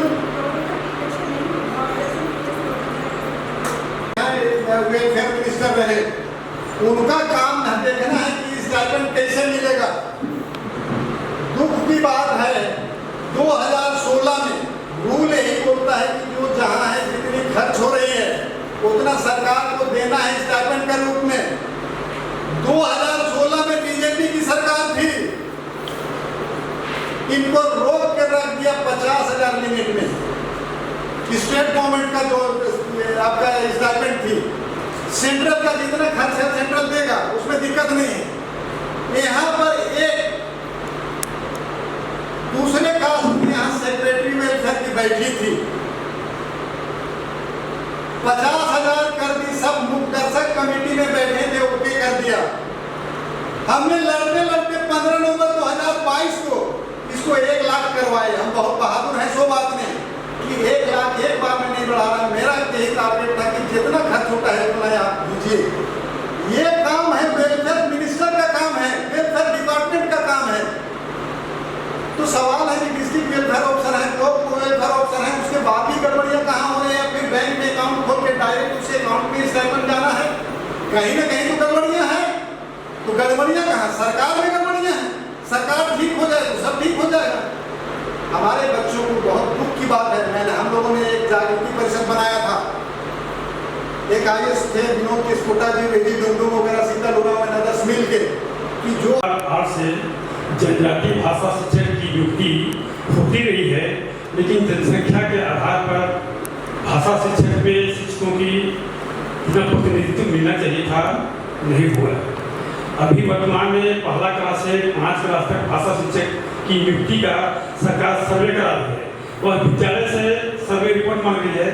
जहाँ जनजातीय शिक्षक हैं जो जागरूक हैं, वे तो लिख के भेज रहे हैं कि हमारे विद्यालय में इतने बच्चे हैं और इतना भाषा बोलते हैं, लेकिन अधिकांश विद्यालय ऐसा है जहाँ हमारे आदिवासी शिक्षक नहीं है या रहते हुए उनकी जानकारी नहीं है, जिस कारण सब जगह नपुरिया नपुरिया नपुरिया भर दिया जा रहा है।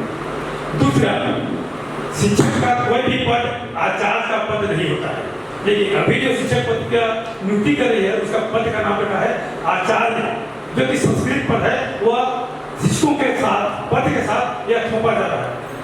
यह शिक्षक नियुक्ति में पहला क्लास से 8वां क्लास तक जो शिक्षक नियुक्ति होने जा रही है, जब रिपोर्ट सर्वे रिपोर्ट हो रहा है जो सही नहीं आ रहा है, इसके लिए ये परिसंघ है, इस पर कुछ काम कर रही है या नहीं कर रही है, थोड़ा सा जानकारी देने से अच्छा होगा। मैंने पूछा कि ये 2008 का 11 में नहीं किया, 11 का 16 में नहीं किया, तो 60 पोस्ट तो मेरा गायब हो गया। 60 मास्टर बनता था ग्रुप का, कहाँ गया? जब आरटीआई में निकाल के लाए ना जेपीसी वाला जवाब दे रहा है ना जेपीसी जवाब दे रहा है।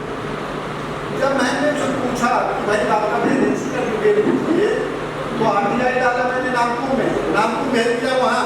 मैंने वहाँ गया तो एक ट्राइबल लड़का, तीसरा लड़का उसका स्टेटमेंट बनाया कितना कितना वैकेंसी किस किस सब्जेक्ट का है, बना कि जब दिया, मैं अपील किया था इसके आरटीआई के लिए, तो वो आदिवासी लड़का बना रहा है। उसमें एक ग्रुप के लिए लिखा है 24 पोस्ट और 50 पोस्ट लिखा है इधर उराव के लिए, और ये आरटीआई में जवाब दे रहा है। उसका मतलब डर नहीं है। आप बोल रहे हैं किस तरह से कि करने के लिए 1 से 5 क्लास तक अभी टीचर को मदर टंग वाला ही देना है। उसका 2 ही रास्ता हो सकता है, या तो आप लोग सही सर्वे करवाइए, सर्वे करने के बाद यहाँ डीएससी ऑफिस है, डीएससी ऑफिस में आके यहाँ चेंज हो जाता है। इसके पहले भी सर्वे हुई थी, वहाँ से भेजा गया कि यहाँ कुरुक की पढ़ाई होती है, क्या बोलते हैं नागपुरी की पढ़ाई होती है। जितनी कुरुक की पढ़ाई होती है उसको काट काट के रात भर में कर दिया, नागपुरी नागपुरी नागपुरी नागपुरी भर दिया। मेरे दिमाग में आया कि कुछ लोग हम लोग धीरे धीरे सर इसमें लगता है कुरुक उस स्कूल में था, कुरुक उस स्कूल में था, कहाँ से नागपुर गया। मैं बैंक में काम कर रहा था, तो बैंक का नौकरी में होता है सिग्नेचर क्या है, तो सिग्नेचर देख रहे हैं कि फोर्ज करके नागपुरी नागपुरी इसमें लिखा हुआ है। उनको लिख के मैंने चैलेंज किया, कोई जवाब नहीं दिया। तो इसका अगर मान लीजिए 1 से 5 क्लास में कोई ज्वाइन करने जाते हैं आपके स्कूल में, यही पढ़ा व्यवस्था है, यही ग्राम सभा है, उसको ज्वाइन नहीं करने देते, उसको भगा दीजिए। अब बोलिए कि हमको आदिवासी टीचर चाहिए, पुरुष वाला चाहिए, या मुद्दा वाला खड़िया वाला चाहिए। ये पढ़ा समन्वय समिति इसीलिए बना कि आप गांव लेवल पर आप काम करो, गलती है हमको भी खबर करो, हम भी वार करें, आप भी वार करो। अगर व्यवस्था नहीं है, कोई आदमी ज्वाइन करने, नागपुरी वाला ज्वाइन करने जा रहा है, वहाँ कुछ भाषा भाषिक है, मुंडा भाषा भाषिक है, ज्वाइन नहीं करने दीजिए। अभी 1776 चले गए ना संस्कृत वाले, रोजी रोटी एक पीढ़ी के लिए तो नौकरी हो गया, वहाँ नौकरी आपकी होनी थी। कोई ना कोई चेक सिस्टम तो होना चाहिए। हम कितना दिन ये परिश्रम दौड़ा लेगा, हम जो मेरे नजर में आता है, चाहे आरटीआई से हो, पर्सनली हो, चाहे कोर्ट में हो, हम पहुँचने की कोशिश करते हैं मिनिस्टर के पास में, एमएलए के पास में, लेकिन जस्टिस नहीं मिल पाती है। कि परिश्रम भी इतना पावरफुल है, इसके पीछे इतना ताकत है, लोगों को वो भी फील नहीं हो पा रही है। लेकिन राइटिंग में जो दम है उसके बल पर दे रहा है। ये गड़बड़ियाँ हैं, इसमें सबको समाज को सजग होना पड़ेगा। कोई एक आदमी या एक संस्था नहीं कर सकता है, सभी को सामने गड़बड़ियाँ हैं। आप बोल रहे हैं एक चीज में बारीकी से चीज को, और सर्वे जो हो गया अभी देखिए कि 15 जून तक सर्वे करके देना था सरकार।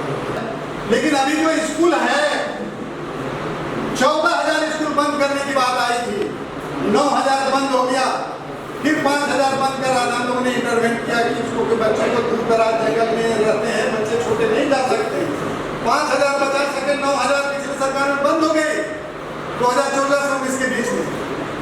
तो रह गई यहाँ पर कि जो प्लान एजुकेशन प्लान बन रही है, तो बच्चों को एजुकेट करने के लिए बना रहे हैं या टाइम पास कर रहे हैं या मजबूर बना रहे हैं। अभी 23 साल में मैंने कहा जितने बच्चे 1 से 8 क्लास तक बिना परीक्षा के पास किए वो मजदूर सिंपली बने।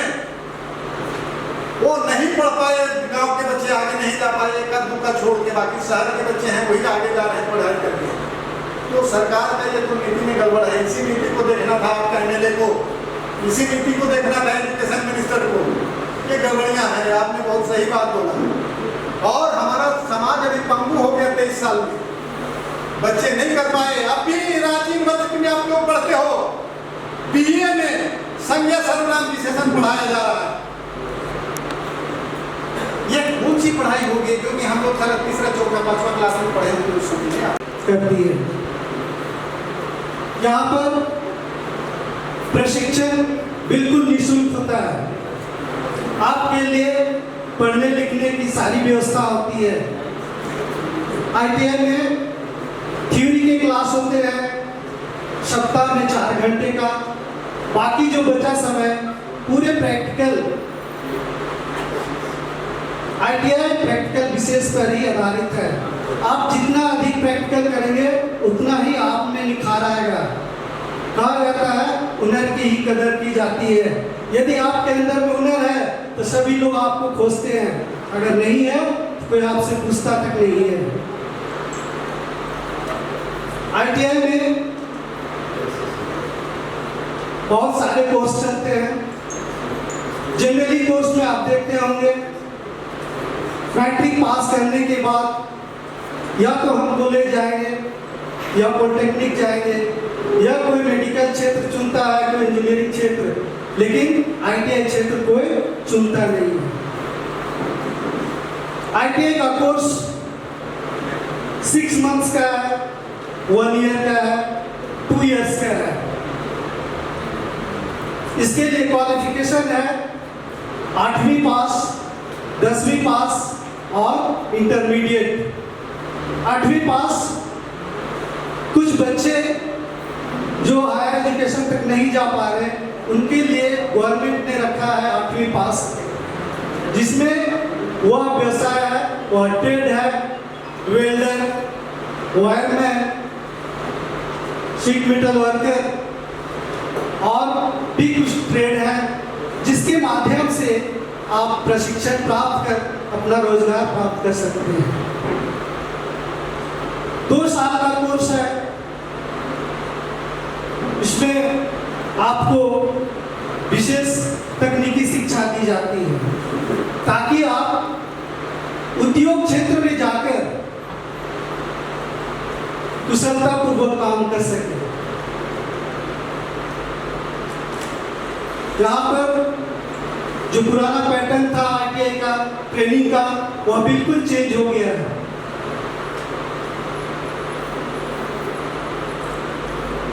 बिना उद्योग का कहीं भी विकास संभव नहीं है।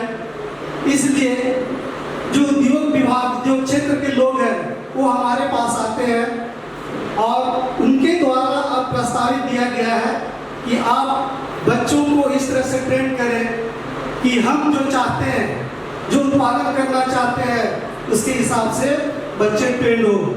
उसके लिए भारत सरकार एक रूल बना दिया है जिसका 2 साल का कोर्स है, उसे 1 ईयर विशेष ट्रेनिंग के लिए किसी भी फैक्ट्री के साथ में MU कराया जाता है। उस दौरान 1 साल में आपको किसी भी फैक्ट्री जहां पर बच्चों को ट्रेनिंग दिया जाता है, उसके लिए पर मंथ स्टाइपेंड दिया जाता है 5,000 से लेकर के 7,000।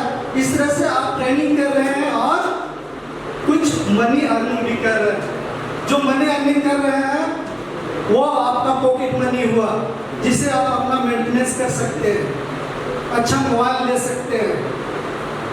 जिनका 1 ईयर का कोर्स है उसके लिए 6 मंथ का फैक्ट्री में स्पेशल प्रशिक्षण दिया जाता है। 6 गांव क्षेत्र में प्रचार प्रवंश करने का काम किया है। तो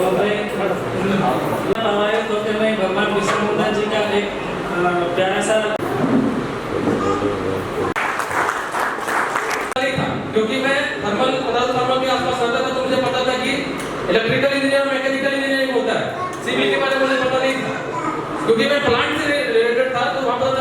थर्मल है तो इलेक्ट्रिक वाला जो देखता है इलेक्ट्रिकल इंजीनियर और मैकेनिकल जो प्रोडक्शन करता है उसको मैकेनिकल इंजीनियर पता था, लेकिन सिविल इंजीनियर नहीं है। लेकिन अभी के टाइम पे झारखंड में जैसे जो अगर रोजगार देखेंगे तो ज्यादा सिविल इंजीनियर का रोजगार है, पहले टाइम था मैकेनिकल का भी थोड़ा कम हो गया। तो हम जब गए लेने के लिए तो हम वही होता है ना अकड़ पकड़ बम्बे वो कौन सा चुने वाला, तो वैसे ना हम मैकेनिकल चुन लिए, बाय द वे अच्छा ही चुने जैसे भी चुनाया। तो उसके बाद फिर क्योंकि कोई बताने वाला नहीं था, तो ये बहुत इंपॉर्टेंट है कि आपको कौन सा करियर चुनना है, तो आपको रूट में पता होना चाहिए। अगर रूट में पता है तभी आप उसको मतलब उस जगह पे जा सकते हैं, ठीक है। तो ये रूट में कोई बताने के लिए, जैसे बहुत सारे बच्चे 10th पास करके आए हैं या फिर 11th में 12th में किसी को एमबीबीएस का तैयारी कर रहे हैं, किसी कोई इंजीनियरिंग का तैयारी कर रहे हैं, मे भी कोई सब स्टूडेंट होंगे जो एमबीए का तैयारी कर रहे हैं, सब अदर स्टूडेंट भी होंगे जो मान लीजिए जिसको अब्रॉड जाना है उसका भी तैयारी कर सकते हैं। लेकिन आपको नॉलेज होना चाहिए ना कि कैसे कहाँ जाना है, ठीक है। जैसे अभी हमसे पहले बहुत सारे लोग बोले कि आईटीआई के बारे में बताया, तो हम आईटीआई पे नहीं जाएंगे, चाहे बाकी चीज पे नहीं जाएंगे, जो मेरा स्पेशलाइज है इंजीनियरिंग हम उसके बारे में आपको बताएंगे, ठीक है। तो जनरली आप जैसे मैंने थोड़ा बहुत आप लोग ये स्लाइड बनाया है, स्लाइड पे ध्यान दीजिएगा। Why career guidelines needed, so you can see sorry तो जो हमारा अभी का जो सिनेरियो है, अभी का जो टाइम तय चाहिए, डिसाइड करिए, अगर नहीं किए तो अभी करिए, लेट नहीं हुआ है ना। सो आपको पता होना चाहिए। दूसरा क्या है, करना पड़ेगा हर चीज के लिए।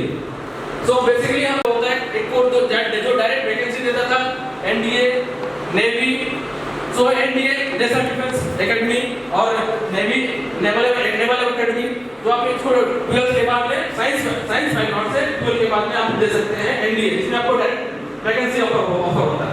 अगर आप उसमें करेक्ट कर पाए तो उसके लिए प्रिपरेशन करना पड़ता है, फिजिक्स केमिस्ट्री मैथ, तो उसके लिए आपको प्रिपरेशन करना पड़ेगा, कोचिंग ज्वाइन कीजिए, आप जैसे भी करना होगा आपको मेहनत करना पड़ेगा, ठीक है। दूसरा आता है कि आप साइंस लेने के बाद क्या कर सकते हैं, तो आपके पास ऑप्शन आता है बीएससी, उसके बाद आता है बीसीए, ऑप्शन आता है फिर इंजीनियरिंग, उसके बाद आता है मेडिकल, और भी है कुछ, लेकिन हम इसको छोड़ रहे हैं, ठीक है। बहुत सारे काम अभी डेवलपमेंट में बहुत सारे काम चल रहा है, तो उसमें रिक्रूटमेंट हो गई हो। गवर्नमेंट जॉब के लिए सिविल इंजीनियर सबसे बढ़िया है, सेकंड में इलेक्ट्रिकल, दो ही वैकेंसी अभी झारखंड के लिए होता है। और पीएसयू है, पीएसयू आप गेट से लेने लगा है, गेट एक एंट्रेंस टेस्ट है जिसे आपको मास्टर से करने के काम आता है, उसके थ्रू आप पीएसयू में जा सकते हैं, बट वो काफी टफ हो गया, तो आप उसको भी ट्राई कर सकते हैं, ठीक है। Any question? क्योंकि जिस संविधान के झंडे के तहत हम हैं, उसमें शायद ही किसी समुदाय को उतना सुरक्षा और अधिकार दिए गए हैं जितना कि एक आदिवासी को दिया गया है। तो इसलिए बाकी जाने या ना जाने वो अलग बात है, जनरल लॉ की जानकारी जरूरी है, जनरल लॉ के साथ साथ आपको आपके समाज की स्पेसिफिक लॉ की जानकारी जरूरी है। अगर हम नहीं जाने तो हम कह सकते हैं कि भाई साहब हम नहीं जानते हैं, हमको माफ कर दिया जाए, और इसी जानकारी के ना होने की वजह से हमारा समाज जो है अपने अधिकारों से वंचित हो जाता है, हमारा समाज जो को बरला दिया जाता है, क्योंकि वो तो खुद नहीं पढ़ते लोग, और ये जो पढ़ते हैं तो अधकचरा ज्ञान होता है, और जो होता है कि एंटी साउंड्स मच अजल गगरी छलकत जाए वाली बात हो। तो आपको लॉ की जानकारी होनी जरूरी है, और आदिवासी होने के नाते संविधान में 50% से थोड़ा कम से जो प्रोविजन जो दिए गए हैं वो आदिवासी केंद्रित है। खासकर आप हम 5वीं अनुसूची की बात करते हैं, 6वीं अनुसूची की बात करते हैं, तो दो जो ये जो है वो आए कहाँ से, क्यों आए, और क्यों हम उसके अंदर में, क्यों हम आदिवासी हैं, पहली बात हम आदिवासी क्यों हैं, वो भी लॉ से कवर्ड है। अगर हम उन क्राइटेरिया को फुलफिल नहीं करते तो कल आदिवासी का चमका भी हम छिना जाएगा हमसे, और वो चला जाएगा तो हमारा कौन चीज 5वीं अनुसूची से कौन सा चीज हमारा आरक्षण। जो बातें हम पूर्व वक्ताओं से सुने हैं उसके अगर बैकग्राउंड में जाए, रिजर्वेशन क्या है, रिजर्वेशन का एक कानून है, खाना खाने के लिए उसका भी राइट टू फूड का कानून है। आज हमारे पास इतने सारे हथियार हैं जिसको हम जान सकते हैं, जानकारी हम ले सकते हैं। राइट टू इंफॉर्मेशन एक्ट है 2005 का, आप ठोकिए, जैसे पूर्व के वक्ताओं ने कहा, एक एप्लीकेशन तो दायर कीजिए, जवाब तलब कीजिए, तो आपके पास ये हथियार है, आपको जानकारी होनी चाहिए, है ना। बाकी समुदाय आरटीआई करके बहुत सारे निकाल रहे, हमें भी जानकारी होनी चाहिए कि भाई हमारे जो अधिकार दिए गए 5वीं 6वीं अनुसूची में उसका क्या हो रहा है, हमारे रिजर्वेशन का क्या हो रहा है, हमारे स्कॉलरशिप का क्या हो रहा है, हमारे सोशल वेलफेयर की जो चीजें हैं, पैसे, उसका कहाँ इस्तेमाल हो रहा है। जरूरी है, समझते हैं ये जरूरी है, जरूरी है। और आजकल जब हम देख रहे हैं जल जंगल जमीन का जो मामला है हमारे साथ लगा हुआ है और लगा रहेगा, क्योंकि हम जमीनी लोग हैं, हमारी जमीन से जुड़ी विरासत है और हमारा जो ये पहचान है उसी से संबंधित है। तो जब तक हम रहेंगे या फिर आगे तक रहेंगे तो हमारा कानून से सरकार बना रहेगा, चाहे वो सीएमपी है या एसपीपी है या विल्किंसन है या फिर ऐसा है या एफआरए है या एससी/एसटी एक्ट है, एट्रॉसिटीज है, एक से एक कानून बने हुए हर चीजों को देखेंगे। इसीलिए एक आदिवासी होने के नाते आपको लॉ की जानकारी तो एकदम जरूरी है। इसका कोई भले आप जानकारी अदर चीज का ले ना ले, लेकिन आपको आदिवासी होने के नाते आपको आदिवासी से संबंधित संविधान में और प्रावधानों के साथ साथ आदिवासी से स्पेशल प्रावधान जो है उसकी जानकारी होनी जरूरी है। ठीक है, आप दूसरा पक्ष पे आते हैं। हमारा जो समुदाय है, हम सब झारखंड में रहते हैं। हाईकोर्ट में हमारे कितने जज हैं शेड्यूल्ड ट्राइब आदिवासी जो हाईकोर्ट में, जानकारी है अखबारों के माध्यम से कौन से जज हैं जो हाईकोर्ट में हैं हमारे? कितने लोग लॉ को जानना समझना चाहते हैं? मैं बच्चों से पूछ रहा हूँ, लॉ में करियर बनाना चाहते हैं कितने लोग हैं जो जरा भी रुचि रखते हैं? अच्छा ठीक है, वो आप अभी मंथन की प्रोसेस में होंगे। तो हाईकोर्ट में हमारा मात्र एकमात्र जज है, कौन है वो? कौन है? जस्टिस बेगम, एकमात्र हाईकोर्ट का जज है। इसके पूर्व लक्ष्मण ओरांव हुआ करते थे, अब वो रिटायर हो गए। तो हमारे जो हाईकोर्ट में जो झारखंड जैसे आदिवासी क्षेत्र में भी हमारा मात्र एक हाईकोर्ट जज है, और सुप्रीम कोर्ट में तो अभी स्वतंत्रता से लेकर आज तक तो 0 है। ठीक है, और शेड्यूल कास्ट कम्युनिटी की बात करें तो अभी जाके 3 मैक्सिमम शेड्यूल कास्ट का, अनुसूचित जाति का 3 जज हुए हैं। वो हाईएस्ट एवर रिप्रेजेंटेशन है स्वतंत्रता से लेकर आज तक। ठीक है, हमारे आदिवासी कुछ आंकड़े हैं जो हमको डराते हैं, चौंकाते हैं। हमारी जो 2018 से लेकर 2023 की अगर आप आंकड़े देखेंगे तो 33% ऑफ जज जो हैं वो हाई क्लास से आते हैं। पर्टिकुलरली अगर हम बोले तो ब्राह्मण कम्युनिटी से आते हैं। सुप्रीम कोर्ट का जो वैकेंसी है 34 मैक्सिमम वैकेंसी है जजेस का, वो अभी जो भरा है 33 जजों पे, फर्स्ट टाइम इन हिस्ट्री, जिसमें कि 3 शेड्यूल कास्ट जज हैं। कोई 0 अभी तक स्वतंत्र लेकर एसटी का कोई जज नहीं बना। ठीक है, और जो ब्राह्मण कम्युनिटी का जो है उनकी आबादी जो है भारत में 5% है, लेकिन उनका रिप्रेजेंटेशन है सुप्रीम कोर्ट में अराउंड एक आंकड़ा है वो कह रहा है 36%। ठीक है, तो ये सब जो आंकड़ा है वो आपको पीएचडी चाहिए। ठीक है, LLM प्लस पीएचडी, उसके साथ साथ आपको नेट और जेआरएफ ये क्वालिफिकेशन आपको क्वालिफाई करनी है। और अगर ये सब आपके पास एलिजिबिलिटी है तो आदिवासियों को विशेष नॉलेज होनी चाहिए। तो अपनी पढ़ाई के साथ साथ लोग के बारे में कैसे जान सकते हैं? तो बिना देखिए, एक तो है प्रोफेशनली आप लॉयर, ठीक है, उसके लिए आप प्रोफेशनली क्वालिफाइड हैं। ठीक है, उस केस में आप कोर्ट अपेयर हो सकते हैं और जो भी लीगल साइड से करते हैं। दूसरी तरफ से है कि एक लेमैन, एक अवेयर सिटीजन के तौर पे भी हमको लॉ की जानकारी होनी चाहिए, है ना। एक फुटपाथ में भी जो चल रहा है उसको भी थोड़ी जानकारी होनी चाहिए, या कोई बीपीएल का है तो उसको भी कोई जानकारी होनी चाहिए कि भाई किसको बीपीएल कार्ड मिलता है नहीं मिलता है। पेंशन के अलग लॉज है, सर्विस के अलग लॉज है, अगर आप सर्विस में है तो सर्विस लॉज हमको गाइड कर रहा है। ठीक है, तो लॉ का जानकारी होना ही चाहिए।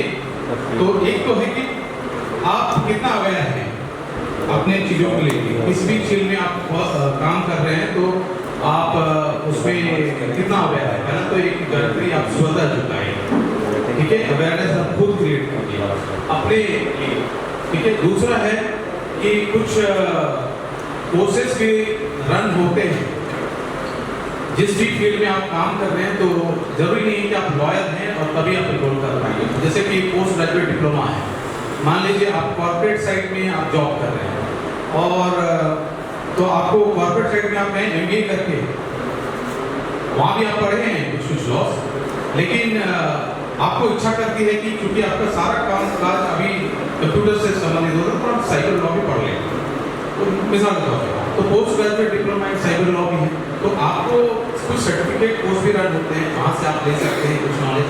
कुछ PG डिप्लोमा कोर्सेज रन होते हैं, स्पेशलाइज्ड कोर्सेज होते हैं, जैसे कि IPR में हो गया, जैसे कॉर्पोरेट लॉ में हो गया, जैसे लेबर लॉ में हो गया।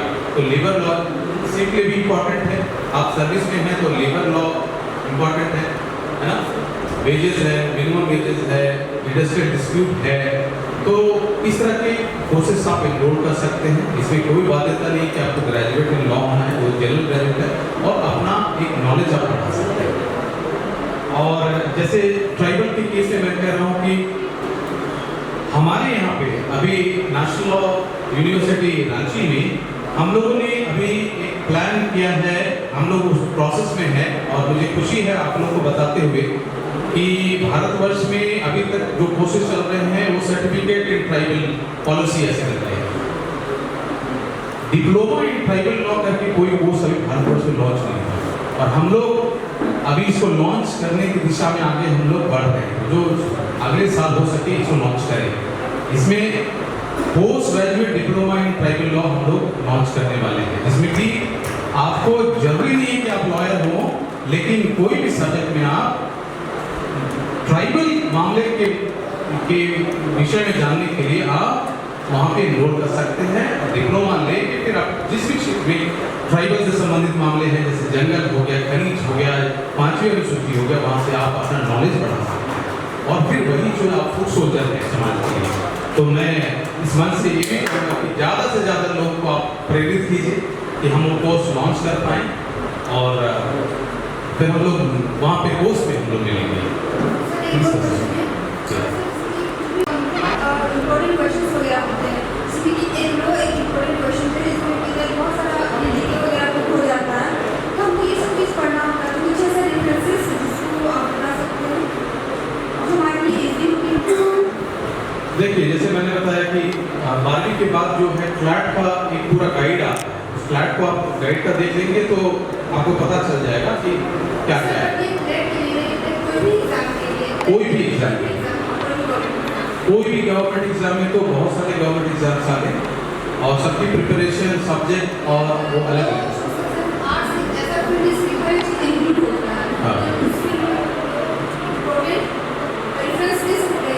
जैसे कि मैं बोलूँ तो अगर जनरल अवेयरनेस की आप बात कर रहे हैं तो फिर आपको NCERT की बुक्स है।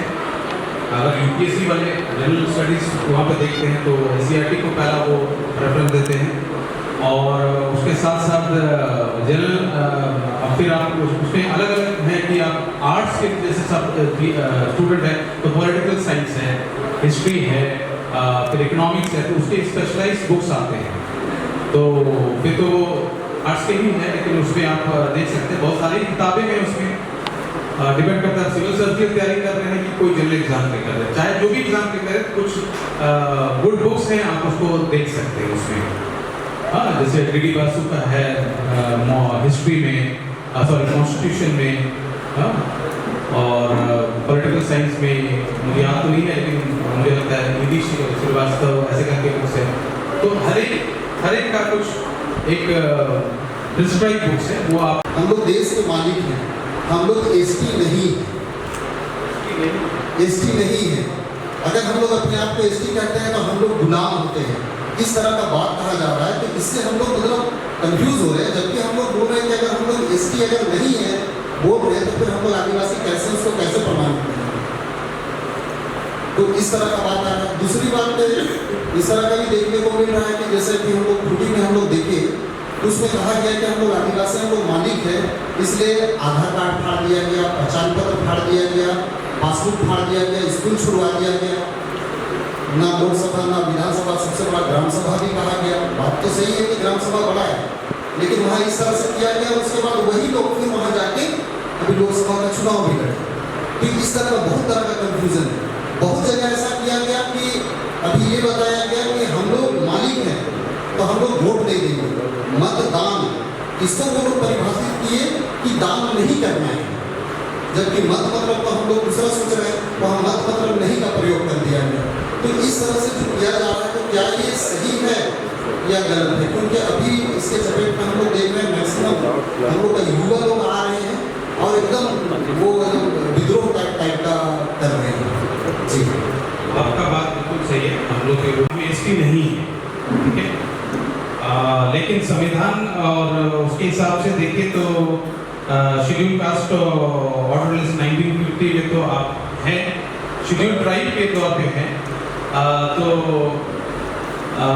ये बिल्कुल डिस्टॉर्शन है कि आप मालिक हैं बिल्कुल, लेकिन ये कह रहे हैं कि आप शेड्यूल ट्राइब नहीं है, वो गलत है।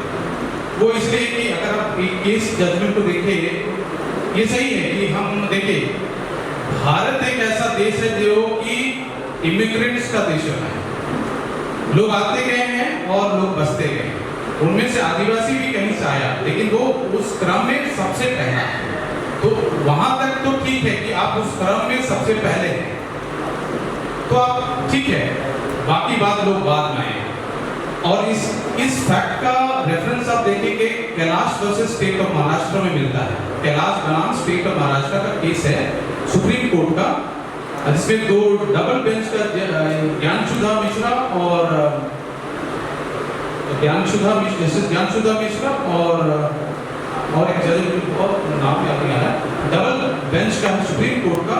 उसमें ये बात है, उसमें बात क्या था कि एक भील महिला थी जिसको कि निवस्त्र घुमाया जाता है और एक अपर कास्ट वालों ने उसको प्रताड़ित करते हैं। तो फैक्ट वो है कि वो क्रिमिनल मैटर है, लेकिन उसको क्रिमिनल मैटर को देखते हुए और सुप्रीम कोर्ट ने एक हिस्ट्री पे हो गए, ऐतिहासिक रूप से हो गए, उस जजमेंट में आप देखे गए कि उसने कहा है कि जो 8% के जो आबादी वाली जो लोग हैं, they are the original people of this land, मतलब असली लोग हैं, ओरिजिनल है, और 92% जो के हैं इमिग्रेंट्स हैं, बाहर से आए हुए हैं। हालांकि कोर्ट ने कहा कि इस पे मोर स्टडी और रिसर्च करने की जरूरत है, लेकिन जो एविडेंस है उन्होंने रेफर किया कैम्ब्रिज हिस्ट्री ऑफ इंडिया जो है वो, उसका रेफरेंस देते हुए कहा कि ये वो लोग हैं जो कि इमिग्रेंट्स के आने के पहले से यहाँ पे हैं। उसमें भील आ गए, गोंड आ गए, संथाल आ गए, मुंडा आ गए, तो इनका भी जिक्र किया है उसको, ठीक है। तो वहां तक तो ये समझ में आती है कि ठीक है, उस यहाँ से आप देश के पहले हैं, यू आर द फर्स्ट। लेकिन ऐसा नहीं कि आप ही सब कुछ है, यू आर देयर। कोर्ट ने इनकार किया है, लेकिन ये कहना कि हम एसटी नहीं है, तो फिर आप क्या है? आप जिस दिन कहेंगे कि आप शेड्यूल ट्राइब नहीं है, जो कि शेड्यूल ट्राइब के लिए गठन के लिए भी बहुत सारी कमिटीज बनी, तब आपको शेड्यूल ट्राइब का, और ये स्वतंत्रता के पश्चात नहीं, बल्कि शेड्यूल डिस्ट्रिक्ट एक्ट 1874 से भी पहले अंग्रेजों ने इसको स्टडी किया और पाया कि ट्राइबल टॉपिक्स हैं, और तभी वो लॉ लाए ना शेड्यूल डिस्ट्रिक्ट एक्ट, वो तो उसका जेनेसिस वहाँ पर है। तो क्या आप अगर ट्राइब अभी नहीं है तो आप ट्राइब में वहाँ भी नहीं देता, आप हैं क्या? तो ये कहना गलत होगा। ट्राइब है और उसकी कैरेक्टरिस्टिक भी लोकल कमिटी डिसाइड किए, उसका पैरामीटर बना, रैशनलाइज किया गया। जब स्वतंत्रता के पश्चात बहुत सारे लोग, जैसे कि आप समझ सकते हैं, मैं एक टीचर हूँ और मेरा टीचिंग स्टाइल इंटरैक्टिव है। तो पहले तो जैसा कि मेरे से पहले के जो स्पीकर्स थे उन्होंने बोला, उसको देख करके मैं समझ सकती हूँ आप में से कई बच्चे जो है इंटरमीडिएट के छात्र छात्राएँ हैं। छात्राएँ थोड़ी कम हैं, छात्र थोड़ा ज़्यादा हैं आज। मुझे ये बताइएगा कि जो इंटरमीडिएट के स्टूडेंट्स हैं यहाँ पे, क्या वे लोग साइंस के हैं, आर्ट्स के हैं या कॉमर्स के हैं? साइंस वाले लोग हाथ उठाएंगे प्लीज। एक साइंस के हैं, कॉमर्स वाले लोग हाथ उठाएंगे, 2 छात्र कॉमर्स के हैं, आर्ट्स वाले लोग हाथ उठाएंगे। चलो मैं भी आर्ट्स वाली हूँ, ठीक है, तो हम सब मिल गए हैं आज और हम लोग आर्ट्स की बात करते हैं। आर्ट्स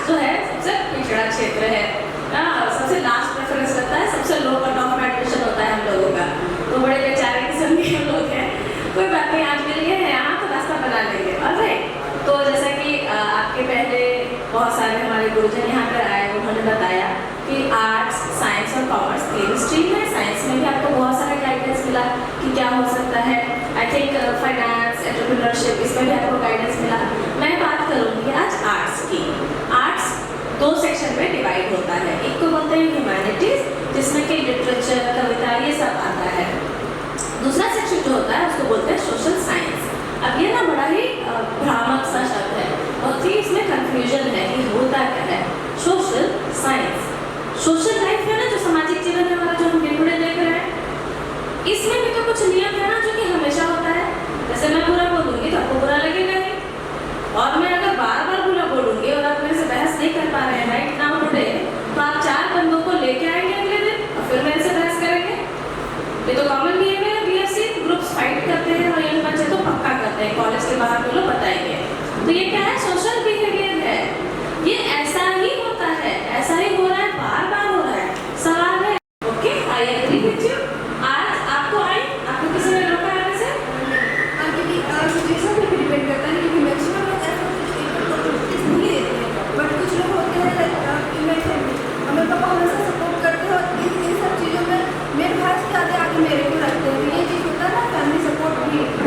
और बहुत लोगों की मेंटलिटी होती है कि सोसाइटी में जाके क्या करोगी, ये सब चीज़ों से दूर रहो। घर का काम पे ज़्यादा फोकस करो। तो ये जो सोसाइटी, ये रियलिटी है कि लड़कियाँ जो है पीछे बहुत सारी चीज़ों पे, इसके मेन रीज़न होता है कि प्रॉपर सपोर्ट नहीं मिलता और एक मेंटलिटी भी होती है।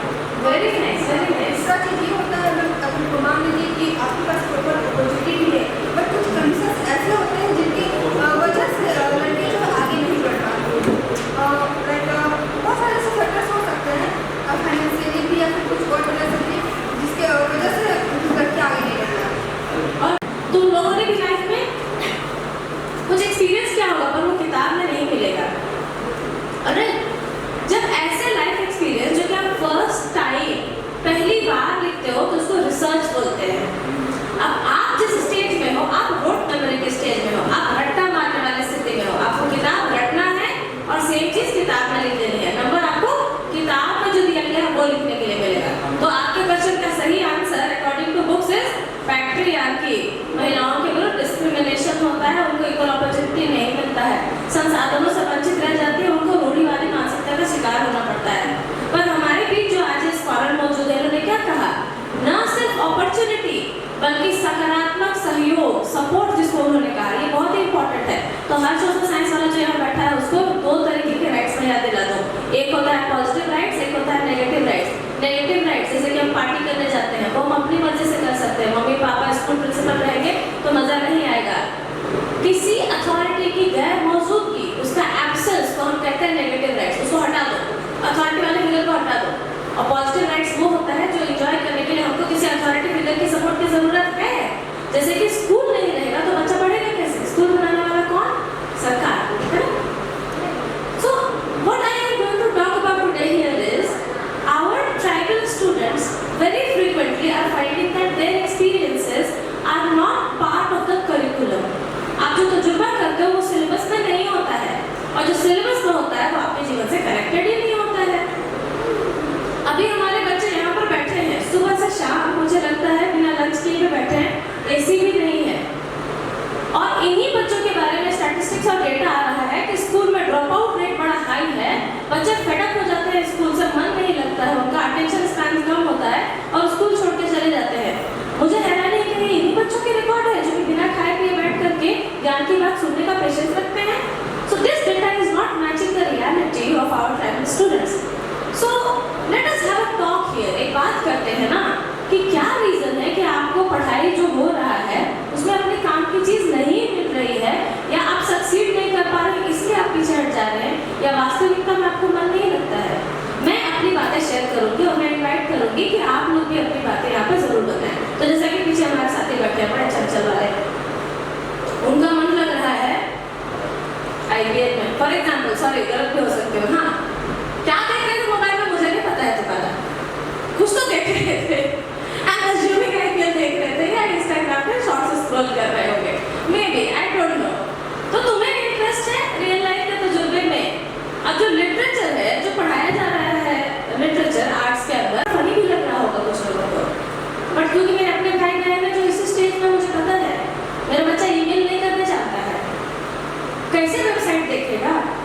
वैकेंसी रोस्टर का हमने बात की है, कैसे देखेगा? तो बेटा चिंता वैसा नहीं करो, हम 10 बार बताएंगे। अगर एक बच्चे ने भी सही ईमेल किया है तो उससे दोबारा पूछना, हम फिर बताएंगे, ठीक है? आज आपके बीच में आए हैं 10 मिनट लेकर के आए हैं, थोड़ा लेट बताया गया, लगभग 1 बजे के करीब कि आप लोगों से बात करना है हमको, तो स्ट्रक्चर नहीं बनाना है, नहीं तो यहाँ पर ब्लैक बोर्ड लगा के आपसे बात करते, पर हम हैं और हम रहेंगे, फिर बात करना, ठीक है?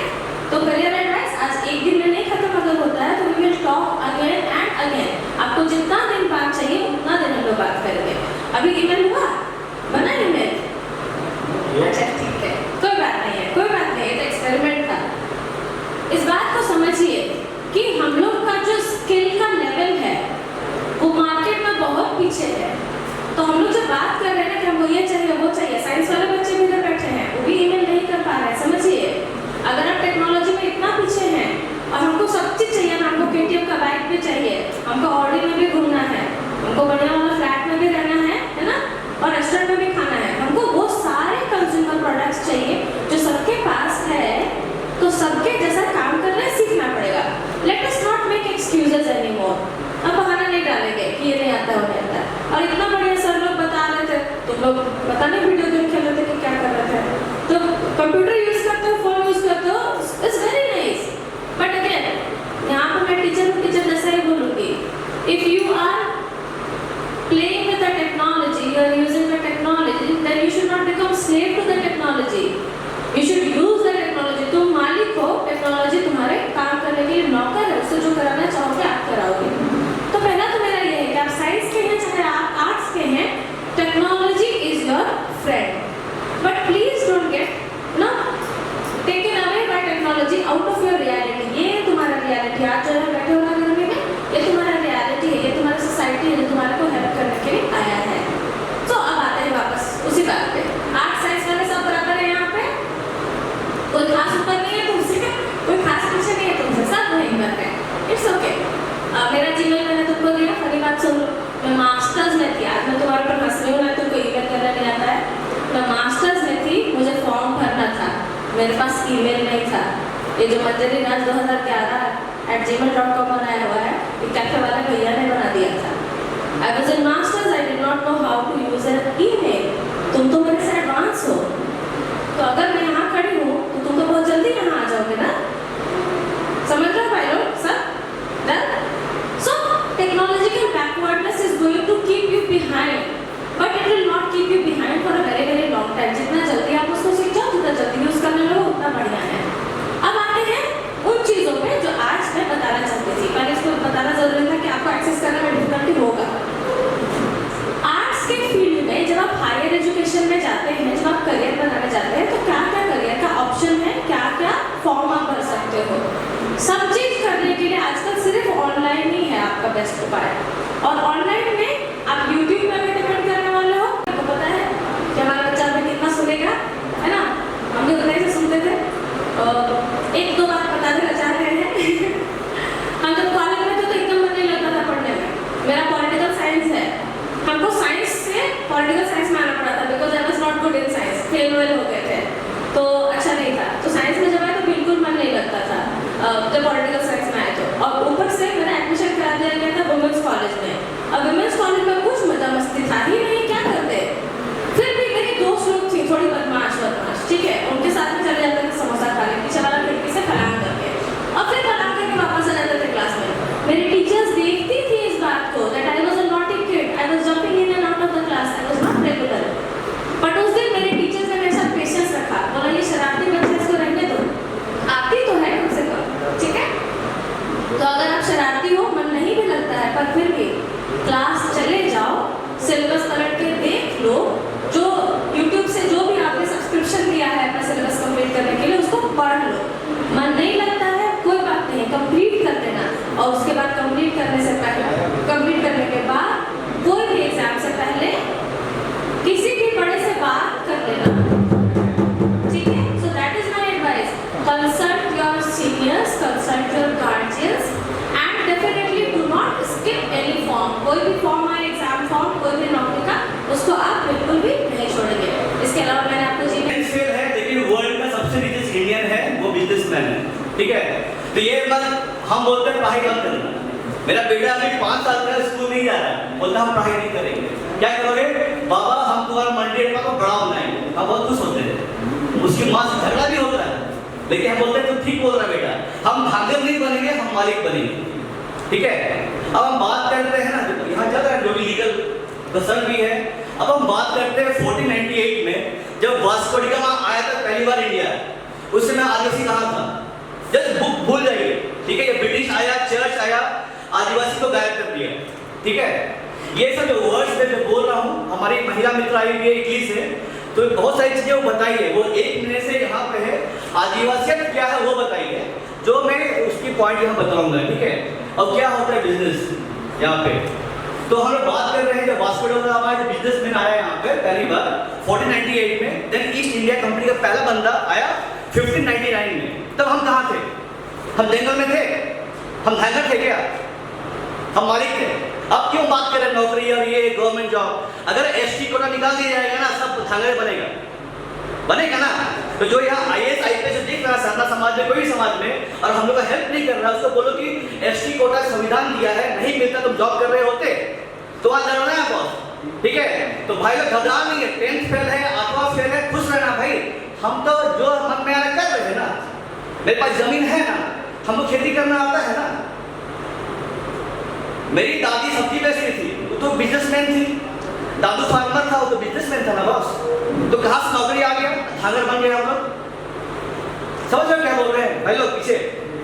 ठीक है, वो देखो, वो इटली से महिला आई है, PhD की हुई है, बोलती कि पॉइंट दिखा रहे, क्या क्या पॉइंट दिखाई है। जब पूछे कि आप जो रांची आए 2 महीना क्या देखे, तो बोलते हैं लिखी है पॉइंट बाय पॉइंट, मैं बता रहे थे। वही से आएगा बिजनेस में, बताया कि हम लोग मालिक थे और मालिक बनना है।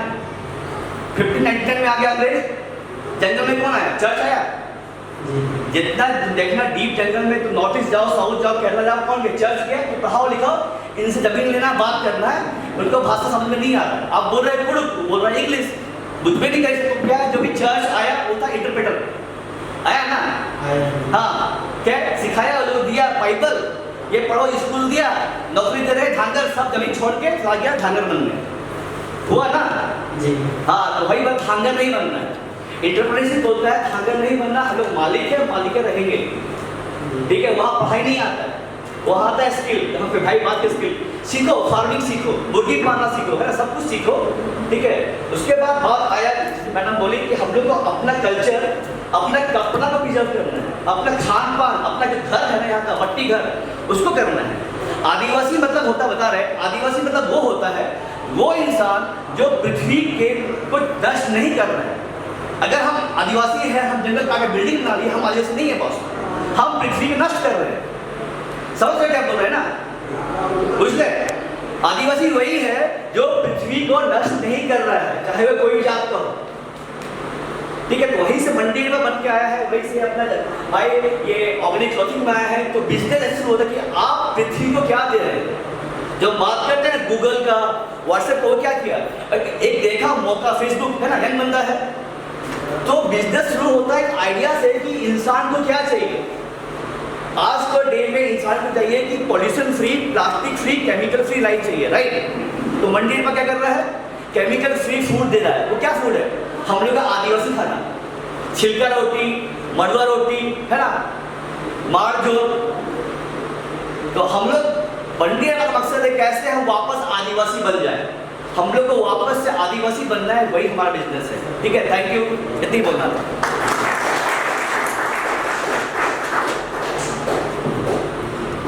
कपड़े, ट्रेडिशनल ड्रेस, चाहे हमारा कोई फोटो फ्रेम हो, कैलेंडर हो, बुक्स हो, या अन्य भी सारी चीजें जो कि हम लोग अभी लोगों तक प्रोवाइड कर रहे हैं और आदिवासी समाज को हम लोग जागृत करने का कोशिश कर रहे हैं। और इससे अभी जो हमारी स्थिति है, इसको थोड़ा जानने के लिए हमको इसका थोड़ा सा फ्लैशबैक में जाना पड़ेगा कि हम भी इस कम उम्र में ही इस फील्ड में क्यों आए, जबकि हमने पढ़ाई किया है, BCA किया है और उसके बाद पोस्ट ग्रेजुएशन में मास्टर में किया है।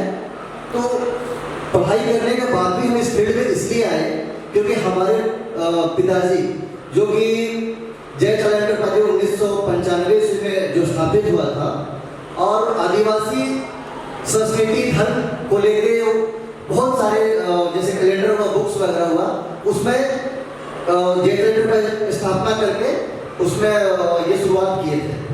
तो उसके बाद अभी तक में लगभग 28 साल होने जा रही है शायद, हमको लग रहा है 95 से लेके अभी 24 तक। इतने साल में बहुत से उतार चढ़ाव देखे हम लोग ने, और हमारा फैमिली बैकग्राउंड बहुत अच्छा नहीं था, हम भी एक गरीब परिवार से ही हैं। तो हमारे फादर बस यहाँ वहाँ जाके अपना जैसे फोटो बेचना हुआ, बुक्स बेचना हुआ, ये सब काम करते थे। तो हमको भी लगा कि हमारे घर में कि समाज के प्रति लोग ज़्यादा मतलब काम कर रहे हैं, और तो उससे पहले भी कुछ हमारा बैकग्राउंड है, जैसे हमारे दादू देवचरण भगत हुए और हमारे छोटे दादू हुए भीमराव भगत, जो भीमराव भगत राजी दीवान के नाम से बहुत लोग जानते होंगे, पाढ़ा का काम किए थे।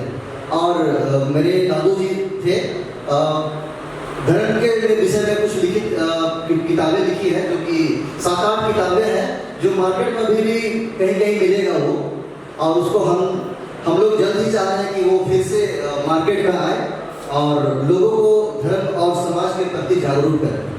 ये तो मेरा हो गया, चलिए जय चार्टर्ड का पहला मोटिव कि उसके द्वारा हम लोग क्या क्या काम कर रहे हैं। लेकिन जहाँ तक ये हमारी बात आती है, हमारी एंट्री जय चार्टर्ड प्रेजेंट कैसे हुई, तो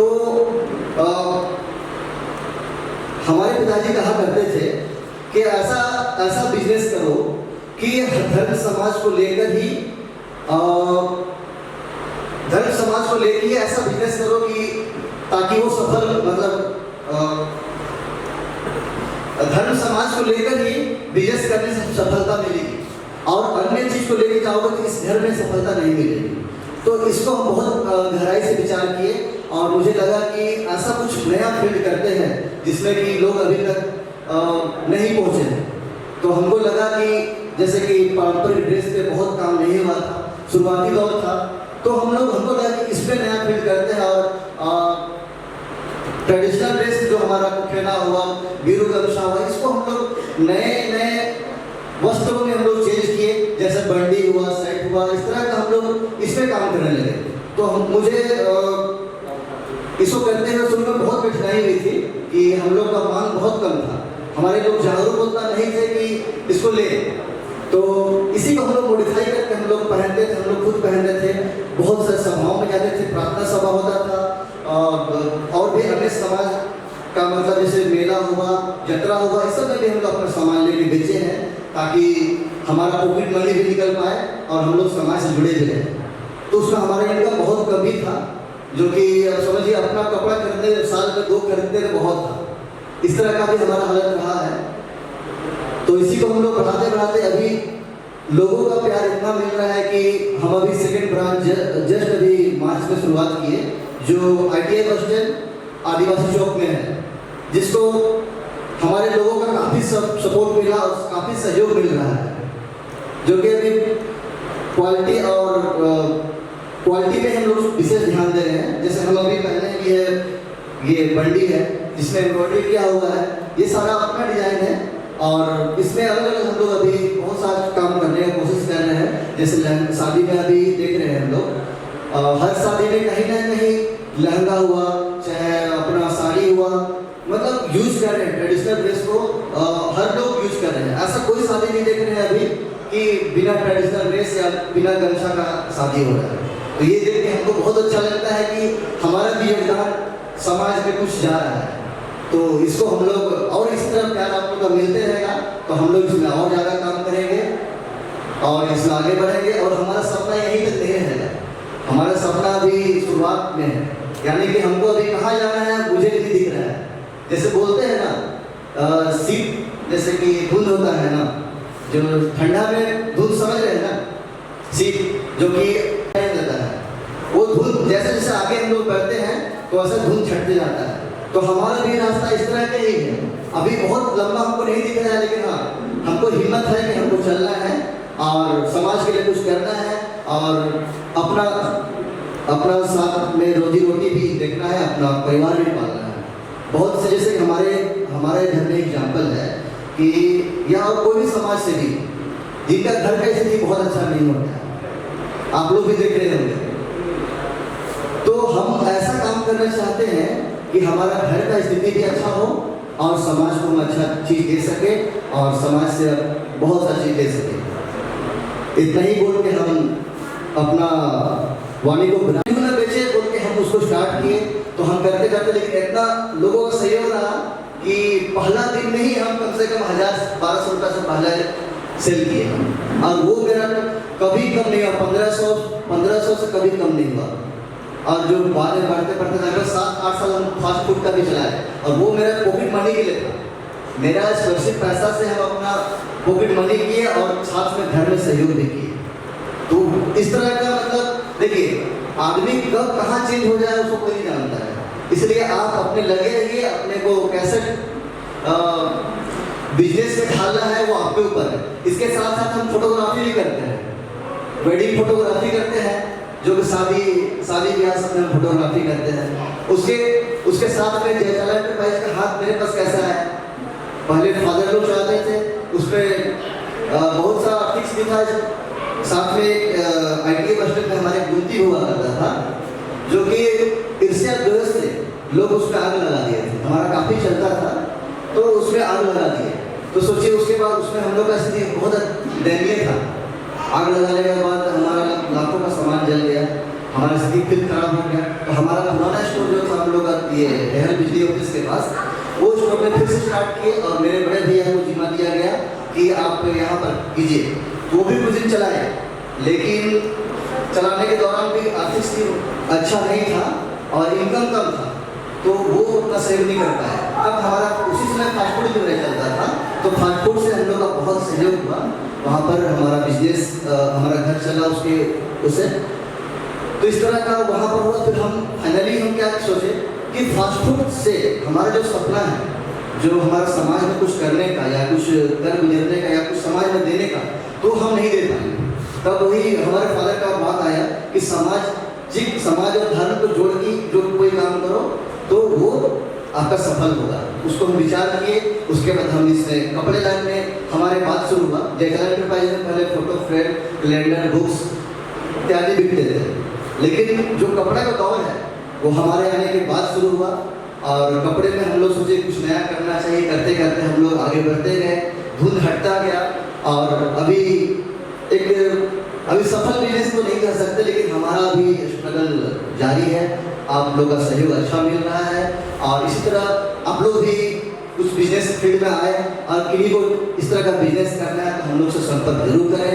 और जो भी सहयोग होगा, जैसे दुकान खोलना है आपको, तो हमारा फुल सहयोग रहेगा। हमारे आदिवासी भाइयों लोग को एकदम पूरा फुल सपोर्ट रहेगा। आप ले जाइए हमारे सामान, होलसेल में हम लोग करते हैं। इस तरह का जो भी सहयोग होगा हमसे डायरेक्ट कॉन्टेक्ट कर सकते हैं। आप लोग हमारे शॉप पे विजिट कर सकते हैं।